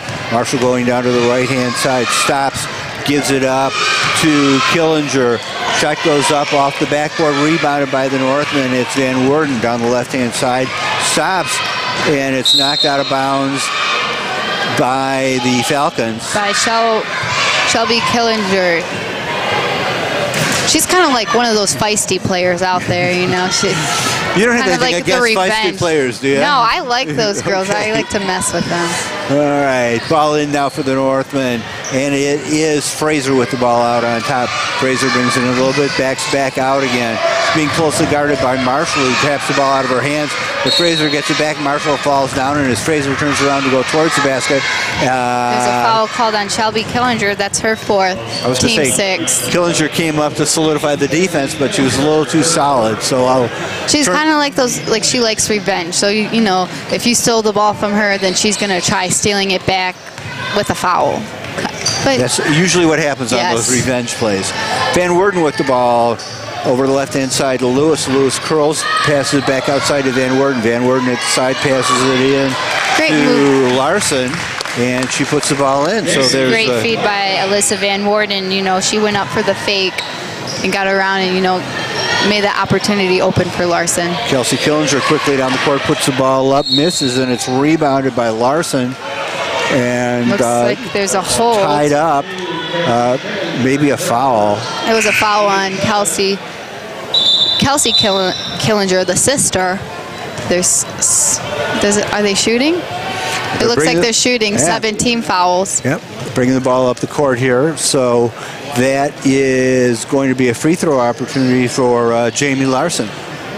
Getting some points in the books for the second string here. That's what I like to see. Larson at the line. Here comes the ball. And her shot is right in there. Beautiful. Had a nice high arc, you know. It's like they draw it up, you know. Straight in the hole. And 41-20, and this one goes off the rim. Nice shot, but in the wrong place. And Northmen have the rebound out on top. It's Fraser looking around for see what the motion inside is doing. Nobody gets uncovered, so she drives into the baseline, then gives the ball up underneath to Van Worden. Her layup misses, and it's turned over to the Falcons. Ooh. Contact up on the right side as Fraser bangs into Shelby Killinger just as she crosses the timeline. That's Liz's second foul, team's third foul. We have Kelsey and Allie Will going in to the game for Natalie Weaver and Alyssa Van Worden. Looks like Ogemaw Heights called the timeout. So the two teams will sit down and talk about it with their coaches for a few minutes, and with 6 minutes remaining in the game, we got a chance to sort of sort things out where they're. Now, what do you're Coach D. What do you want your team to accomplish in the end of this game? At the end of this game, just really, you know, they're up by 21 points. The thing is, you have to finish strong, and that's what a team needs to do. And you want to get those girls that are deeper in the bench in, but you need to leave, you know, kind of someone still out there to help designate. They're not looking for her to score, but you never know what their team's going to do if they're going to leave their best players in. But right now, you're kind of, and, you know, try new things. If it's a new play they drawn up, you know, it's a good opportunity to test someone's, you know, shooting range, or just give someone a chance to show them what they got. Last time they were out on the court, pretty good assortment of starters in the game for the Falcons. And as Northmen come off the bench, they've got Kelsey Yance and Katie Lewis in there, and Fraser, along with Allie Will. Pass comes into the middle there, and they put it up. That's the Falcons. They get the rebound. They put that back up. There's contact underneath, and it's going to be a foul. Official comes over and calls Katie Lewis, and that is her second, team's fifth.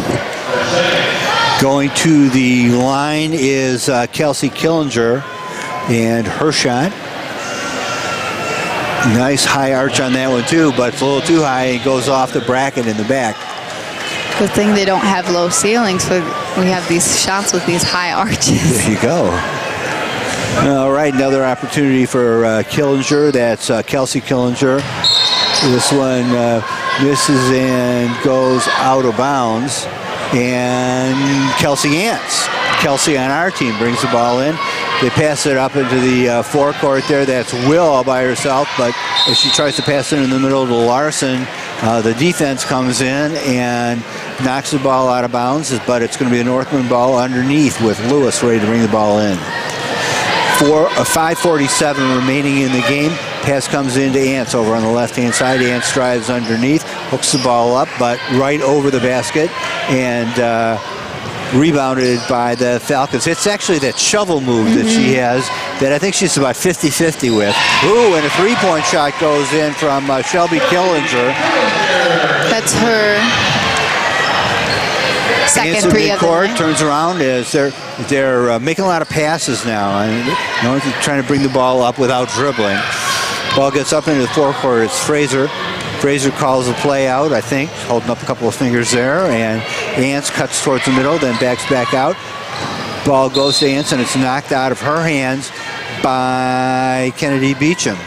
Right now, Ogemaw Heights is running a 2-3 zone, it looks like, or I'm not sure if they're running a zone or if our players are just kind of standing there. So hopefully we can see more motion on offense. Lewis brings the ball in, gets it back. Ants over at the top of the key. Ants looks around, trying to find somebody to pass the ball to. People are moving, but not getting away. Comes over to Fraser on the left-hand side as she breaks out to get the ball. Fraser pulls it back. She's got a defender right on her. Takes a look around, finds Ants on the left-hand side, standing on the three-point line. She throws it into the middle to Fraser, and it comes back out to Ants. Ants off the rim and down to Beecham for the Falcons. Marshall with the ball on the right-hand side, drives into the middle of the floor, pulls it back out. Now she's got it again down in the lane now, taken away by Fraser as they get the ball inside. Jamie Larson with the ball and passes it to Fraser to bring the ball out across the midcourt line. Fraser tells her teammates to come out and help her out there. Katie Lewis comes and gets it on the left-hand side. Timeout called by Coach D as the Northmen are going to sit down and talk about a little lackluster play at the moment. They need a little more organization to get things going. I think they're, it's like they're running plays in practice, and they're kind of stepping them through and thinking through them, and people aren't really moving quickly. No one's and not moving, and that's the thing. With a good basketball team, you always have to be moving on offense. Like, there's really no time to rest when you're in the game. The times to rest is when you're running back, when they're bringing out the ball to set up for the offense, and take the few seconds, 3 seconds to catch your breath and put your hands over your head. But right now, at least half of these people who are in the game for the Northmen shouldn't be needing too much rest. No, if they haven't been playing. I totally understand. It's hard when you sit out the game, and it takes about 2 minutes to just get the feel of the game, and then it takes another minute to kind of gain some confidence, and then if you mess up, it kind of degrades. You kind of have to start all over again because you're trying to fight for that playing time you want. Right, and when you don't get much playing time, you get that time you get, you need to use it to show the coach you belong in there more. Northman with the ball, 4 minutes and 11 seconds remaining. It's Liz Fraser outside the three-point arc on the left-hand side. Tries to drive down the middle. She's cut off, goes back and picks up the ball. Everton battered away by Beecham. It looks like they called a holding foul on Kennedy Beecham. That's her fourth, team's eighth, and Liz Fraser will be going to the line. Okay, getting ready for her bonus shots.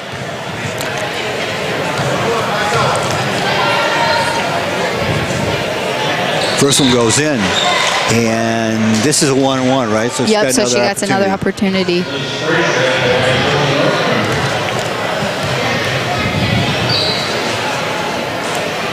And this one bounces off the front of the rim, comes down and puts back up. Well, that was Kelsey who got the rebound, put it back up. Yep, Kelsey got the rebound, and they called a foul on Victoria Likovic. That's her second, team's ninth. So Ants got the basket. Now she's at the line for a three-point play. A couple substitutions in for the Falcons. And Ance's shot goes in, completes the three-point play, scores up to 45-23 now with just 4 minutes remaining. Falcons get the ball down to the outside. They make a three-point shot there. It is Shelby Miller who puts that one in. 45-26. Northman with the ball. Lewis underneath the basket. She's getting guarded closely. So Kelsey Ants comes back. Everybody came back. Kelsey came back a little less far than everybody else. So she was out in front of everybody, got the pass, went down to the baseline, put the ball up, was closely guarded, fouled, missed the shot, and she's going to the line right now. That was Victoria Lajkovic's, her third foul, team's 10th. Now Kelsey's in bonus right now. She knocked down her first free throw. And looks like we have Abram, Craig, and Tompkins coming in for the Northmen. Allie Will and Stinger coming out. Van Worden and Blanchard set to go in. And the free throw is good. And as the ball goes out of bounds, Kelsey Ants now gets to come out and take a break, and along with Fraser. So now we've got Van Worden, Lewis, Tompkins, Blanchard, and Abram Craig. Ogemaw Heights with the ball at the top of the key. That is Samantha Hassey, down over a three-point shot now from the right-hand side. That one again by Beecham, over the rim and down, rebounded by the Northmen. Abram Craig now bringing the ball up the court. She stops just short of the timeline, and part of her stopped and part of her didn't. So a little bit of traveling there for the Northmen. And that is Shelby Miller bringing the ball in for Ogemaw Heights, trailing 47-26 with just over 3 minutes remaining. Driving down in the lane, the defense swarms around them. Megan Tompkins gets the rebound of the shot from just outside the lane and gives the ball off to Van Worden, who brings it across the timeline. The defender comes up from behind her, but she gets the ball away to Lewis, who puts the ball in. A nice three-pointer from way outside Katie the line. is hot from the arc tonight. That's her third three-pointer of the game. 50-26 out on top there for the Falcons. That's Hassey, and inside and now over to the right-hand side for Miller. Miller's shot misses the rim, rebounded by Abby Blanchard, doing a nice job of blocking out and being inside. Ball comes out to Van Worden, who doubles back on her defender and gets it up across the timeline and into the offensive zone. She's waiting for some help to come out to her. Lewis comes out, but she passes that up, passes out to Tompkins now on the top of the key. Tompkins in to Lewis in the lane, or excuse me, into Abram Craig, and the whistle blows. Looks like Hannah Skolton's coming in for Katie Lewis. 2:05 left on the clock. 26:50. Abram Craig called for a couple of stops, and I think she was a little puzzled about why she got whistled for the traveling. I wasn't sure about that. I wasn't looking at her feet. Didn't look like a travel, but you know, it's easy to pick up that pivot foot. Megan Tompkins gets a break as Samantha Hassey brings the ball up for the Falcons. Over on the right-hand side from the baseline in the corner, shot misses everything, rebounded out on top by Mercy Meyer. Her shot goes up and misses, rebounded now by Van Worden, who sets up bringing the ball back over the timeline. She goes right past Izwarski, over the left-hand side to Skolton. Skolton over to Weaver. Weaver drives down the lane back out to Van Worden. Van Worden to Skolton over on the right-hand side. She tries driving the lane, but she's cut off right at the top, passes over the left-hand side to Weaver. Weaver brings it back out on top, curls down the middle, gets about halfway down, runs into some contact, gives the ball off to Abram Craig. Her shot misses, recovered by Blanchard, and then they bring it back out on top. Van Worden with it at the top of the key. As they set the offense up again, Van Worden over to Weaver on the right-hand side. She drives to the middle, is met by a triple team, but the ball's picked up by Skolton. Skolton inside to Blanchard, and comes off of her leg and out of bounds. So turned over to the Falcons. There's a nice couple drives by Natalie Weaver, and Abram had a nice shot. Okay, great. Just didn't fall. And three-point shot now goes up for the Falcons with a whistle blows, and I think they're calling a foul on the Northmen. Looks like on Asia Abram Craig. And it looks like Shelby Miller gets to take 3 shots from the free throw line. Under a minute, 46.2 seconds remaining. Northman with a commanding 50-26 lead. That doesn't change as the first shot goes off the rim, but Shelby Miller has another opportunity for it here. And bounces the ball a couple times at the free throw line. And that shot off the bracket. She's got another shot coming. And here's Miller again. And her shot is around the rim and in. 50-27. Northman with the ball bringing it inbound. It's Van Worden in to Skolton. And they pass it back and forth. Now it's Van Worden over on the left-hand side, brings it up across the timeline. Skolton on the right-hand side. Skolton centers it out at the top of the key. Looking up well, passes it over to the left-hand side to Weaver. Weaver tries to drive to the middle, met by triple team at the top of the key, passes over to the right-hand side to Van Worden. Van Worden tries the middle, can't find it there. Ooh, Skolton standing out there at the three-point line unguarded and was very tempted, but brings it down, passes it to Van Worden. She drives all the way in, puts a shot up, misses. Blanchard in there for the rebound, but can't get it away from Meyer. They get the ball up the court, but as they get it in the lane, it's taken away by the Northmen. Skolton dribbles the ball out as the clock expires, the horn blows, and the game is over. Petoskey Northmen are going to win this one by a final score of 50-27, and we will be right back to talk about that in just a minute here on WJML News Talk Sports 1110 and 1210 and worldwide on WJML.com.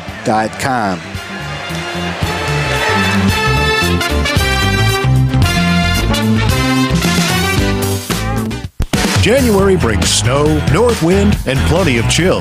But Jet's Pizza in Petoskey has the recipe to warm you up from the inside out. Right now, a large one-topping Jet's Pizza is just $5.99 for a small.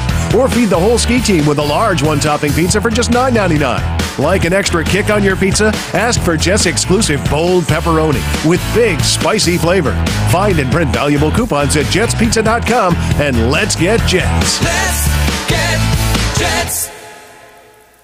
Hi, my name is Kelly, and I'm an unwinder. I'm about to go unwind for 4 days at a spa. The last thing I want to do is deal with my luggage, so I'm going to leave it up to logistics. Unwinders love logistics. With our luggage services, just drop your luggage off at the UPS store, and your bags will be sent right to your destination. No waiting in line to check bags, no waiting at baggage claim. All you have to do is unwind. To find a location near you, visit theupsstore.com. The UPS store locations are independently owned and operated. Services, pricing, and hours vary by location. Bob, what are you doing out there with that rifle and dynamite? I hated that old credit card machine so much that after Silver Dollar Business Solutions came by, this'll be fun. No, that's dangerous.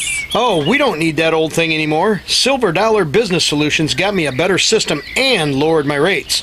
My customers are happy with quicker checkout, and we're keeping more of our hard-earned revenue. Well, it sounds like you've really thought through the business part, but that pile of dynamite has me worried. Oh, it'll be great. If you own or manage a business and hate your credit card processor, Silver Dollar Business Solutions can help. Whether you need to lower your costs on your current equipment or replace your processing system, Silver Dollar Business Solutions is here for you. You will be so happy you'll want to celebrate, but please don't do anything dangerous. I guess the dynamite wasn't such a good idea. 231-758-2851. Silver Dollar brings value to you.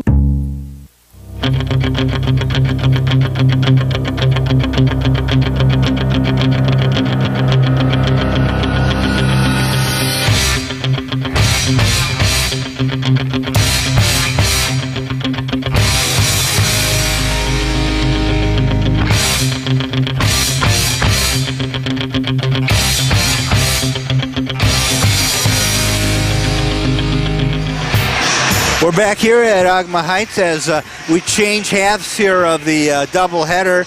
The girls' game just concluded. Northman won 50-27. The boys are out on the floor warming up. Caitlin told me, you know, as small as the Ogemaw Heights girls are, saw the boys come out. that they're very tall, and they do look pretty tall, although they're wearing these white warm-ups, and, that makes you look taller, right? I never heard that, but if white makes me look taller, I'm going to wear white now. Okay, there you go. You don't need to look, whatever. Okay, onward we go here, and we got a couple of doubleheader kinds of things going on tonight. The Detroit Pistons game is going to be on shortly after we get off the air. So we got a high school pro doubleheader, and we have a girls-boys doubleheader, and we have all kinds of stuff. And the Northmen almost doubled the Ogemaw Heights Falcons tonight, winning 50-27. A lot of different aspects to this game tonight, Caitlin. There definitely is a lot of different aspects. It's like I said earlier, it's hard to play against a team with less athletic ability and skills than you have, because you have to really try not playing down to their level. And they got some great shots tonight. They had, I think Katie Lewis really stepped it up tonight. Oh yeah, that was the Eye of the Tiger that was just playing, wasn't it? So let's do the Eye of the Tiger, and here is Caitlin Crittenden with your choice for tonight's Eye of the Tiger. Okay, well, kind of like I said earlier, my choice of the Eye of the Tiger award goes to Katie Lewis. She's one of those players, she's pretty good defensively. She has that nice shot, and she ended up with 11 points tonight with 3 threes, and she finished her free throws, and she played good defense against some of their better players like Kayla Marshall or Shelby Killinger. So, I think it's well deserved to Katie Lewis. Kelsey Ann's also had a really good night tonight, but you don't see that with Katie with her confidence in shooting like she was tonight. Yeah, those three-point shots were nice, smooth, confident shots, too. She was not surprised to find herself out there, or not sure when she was putting them up. Last year on the team, we would always tell her, like, Katie, shoot, and I know she got it, got it from her dad, like, you need to make those shots, like, keep shooting, and it just, was a night-to-night basis, and you can see, her junior year and how much she's grown and how much confidence she has now. Well, she's an important part of this team, and needs to continue to put those balls in the basket. And for all that, tonight she is our Eye of the Tiger, and good choice, Caitlin. I like that. A lot of points scored on the Northland side compared to some of these previous games, and my guess is that they were scored by a lot of different people. Yes, they were. Megan Tompkins ended with 10. Liz Frazier ended with 3. Kelsey Ann scored 19.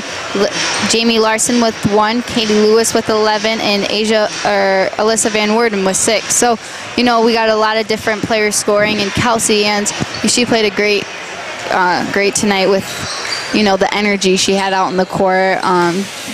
She's doing a great job these past two couple games we've watched in conference, taking the ball to the hole and, not forcing it, but there's 3 people on her, and she's able to just take a nice, easy layup and make it look effortlessly.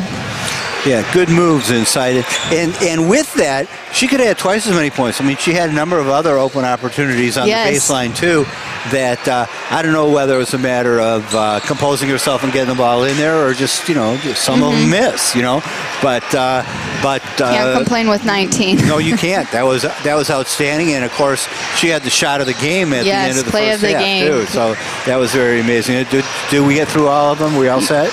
Okay, then how about the Ogemaw Heights Falcons? Kayla Marshall had 4. Samantha Hassey had 2. Shelby Miller had 4. Shelby Killinger had 8. Haley Iworski had 1. Kelsey Killinger had 2. Kennedy Beecham had 2. And Holly Dunstead had 4. Nice game by Shelby Killinger. I thought, we were saying her name a lot. She had a lot of things happening out there. And also, I think not so much of a scoring game by Kayla Marshall, but an important play in keeping control of the game. She had a lot of steals in the game, and playing that tough defense. She's a quick player, and I think she did a great job leading the team. One of the things that kind of killed Ogemaw was they were 2 for 11 at the free throw line. So 11 points isn't gonna make up those extra points of the game, but with 11 extra points on the board, or maybe be more confident in their comeback. And practice is never really like the game, but it would seem to me that free throw shots in practice are much more like free throw shots in the game than floor shots are. I mean, you can always change your free throw in a game, but sometimes the extra pressure, and it just depends how the coach does it. If it's worth running Z drills, then of course it's going to be just like in a game than an actual shot. Yep. But you want to take a bunch of those free throws in practice and make sure there's some kind of pressure. Make a goal. Yep. Got to get this many before I quit. That kind of thing. Yes. All right. Yeah, I ended up spending a lot of extra time out in the driveway because I didn't quite get to that goal number that I had. But that's all right. We're going to be back to wrap this thing up in just a couple of minutes here. But first, we're going to take a short break on WJML News Talk Sports 1110 and 1210 and worldwide on WJML.com.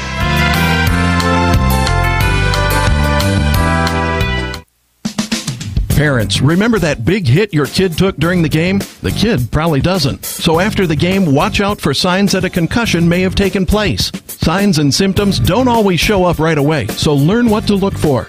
Get more information about concussions, including access to free online education courses, by visiting the MHSAA website and clicking on Education. A message from the Michigan High School Athletic Association, promoting the value and values of educational athletics.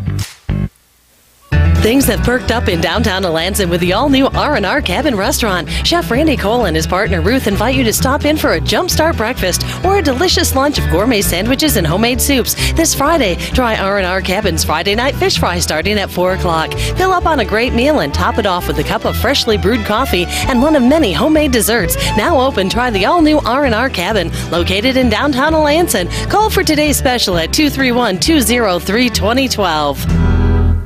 Hey, I'm Kristen. The best mobile pet beautician around. I'm Robert. The owner of the UPS store in my neighborhood. I get all kinds of pet products delivered all the time, and since my van is my office. Her business needed a real street address. So I got a mailbox at the UPS store. Now I never miss a delivery because Robert can sign for all Kristen's packages and send out a text or email when they arrive. Kristen loves being in business on her own. But with Robert's help, I don't feel like I'm alone. And running around in circles. Are you a mind reader? Wow.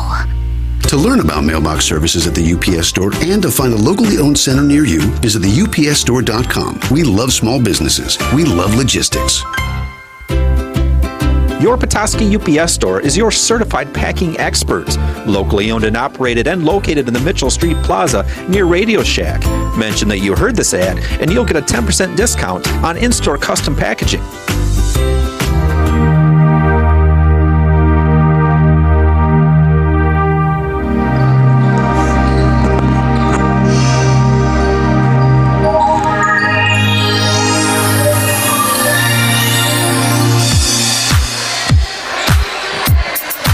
And we are back to wrap up things tonight from Ogemaw Heights. A lot of fun basketball game. Nice result for the Northmen girls here, and chance to see quite a few of the players that we don't see that often get out and get in the scorebook, get on the floor, pass the ball around a little bit, and people who stick around here tonight, they get a chance to see some of the guys play.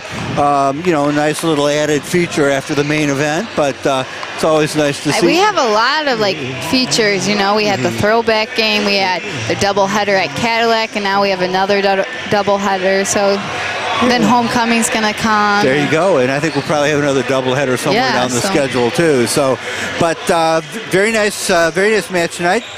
Gives the Northmen a record of 3-1 in the conference, 7-2 overall, as moving into a serious part of the season here. Taking a look at the schedule, of course, coming right up on Monday, we have that game that we should have played back on January. Or it was December when we should have played that game. Yeah, right before break. When there was that big snow, and gave everybody a nice long break, but that game didn't happen against Traverse City Central. So we're going to play that game on Monday, and we'll be there. That's home, so you guys should be there too. Come on out, stop up and say hello. Broadcast location in the gym there, Petoskey High School. Most importantly, get there and watch the game. Support your varsity girls team here. And if you can't be there, be sure to tune in and listen to us on WJML. Any final thoughts on tonight's game? No, I'm excited for the Traverse City Central game, This game's over, so it's just, keep their heads up, meet their passes and play up to their potential. All right, now we haven't played Traverse City Central yet this year. I know, but we beat them in districts last year, so. A lot of history here, and we play, big conference rivalry every year. So, and this is the first match, and it's the one at home. So, a lot of interesting things to look forward to, and it's only a few days away because it's only on Monday. So, we will get out of here so we can get all the way back to Petoskey and whatever the weather's doing out there. Or maybe we'll watch a little bit of the boys' game. I haven't decided yet, but we will get whatever we do, get all set up and be ready to bring you the game on Monday. Before we get out of here, though, let me just remind you that tonight's final score, Petoskey Northmen 50, Ogemaw Heights Falcons 27. And tonight's Petoskey Northmen basketball victory was brought to you by your local Petoskey UPS store, your certified packaging expert located in the Mitchell Street Plaza near Radio Shack. Silver Dollar Business Solutions. Increase your business's bottom line with value-added electronic payment services. Northern Michigan Artist Market with art in all media by over 90 local artists. From Northern Michigan, from Traverse City to the top of the Upper Peninsula at 445 East Mitchell Street, next to the old library in Petoskey's historic Gaslight District. And attention to detail, where you can have Dan clean your residential or commercial windows, providing the best service and the cleanest windows in town. And, of course, special thanks to our friends at WJML Radio, News Talk Sports 1110 and 1210, and worldwide on WJML.com. Good night, everybody. See you on Monday.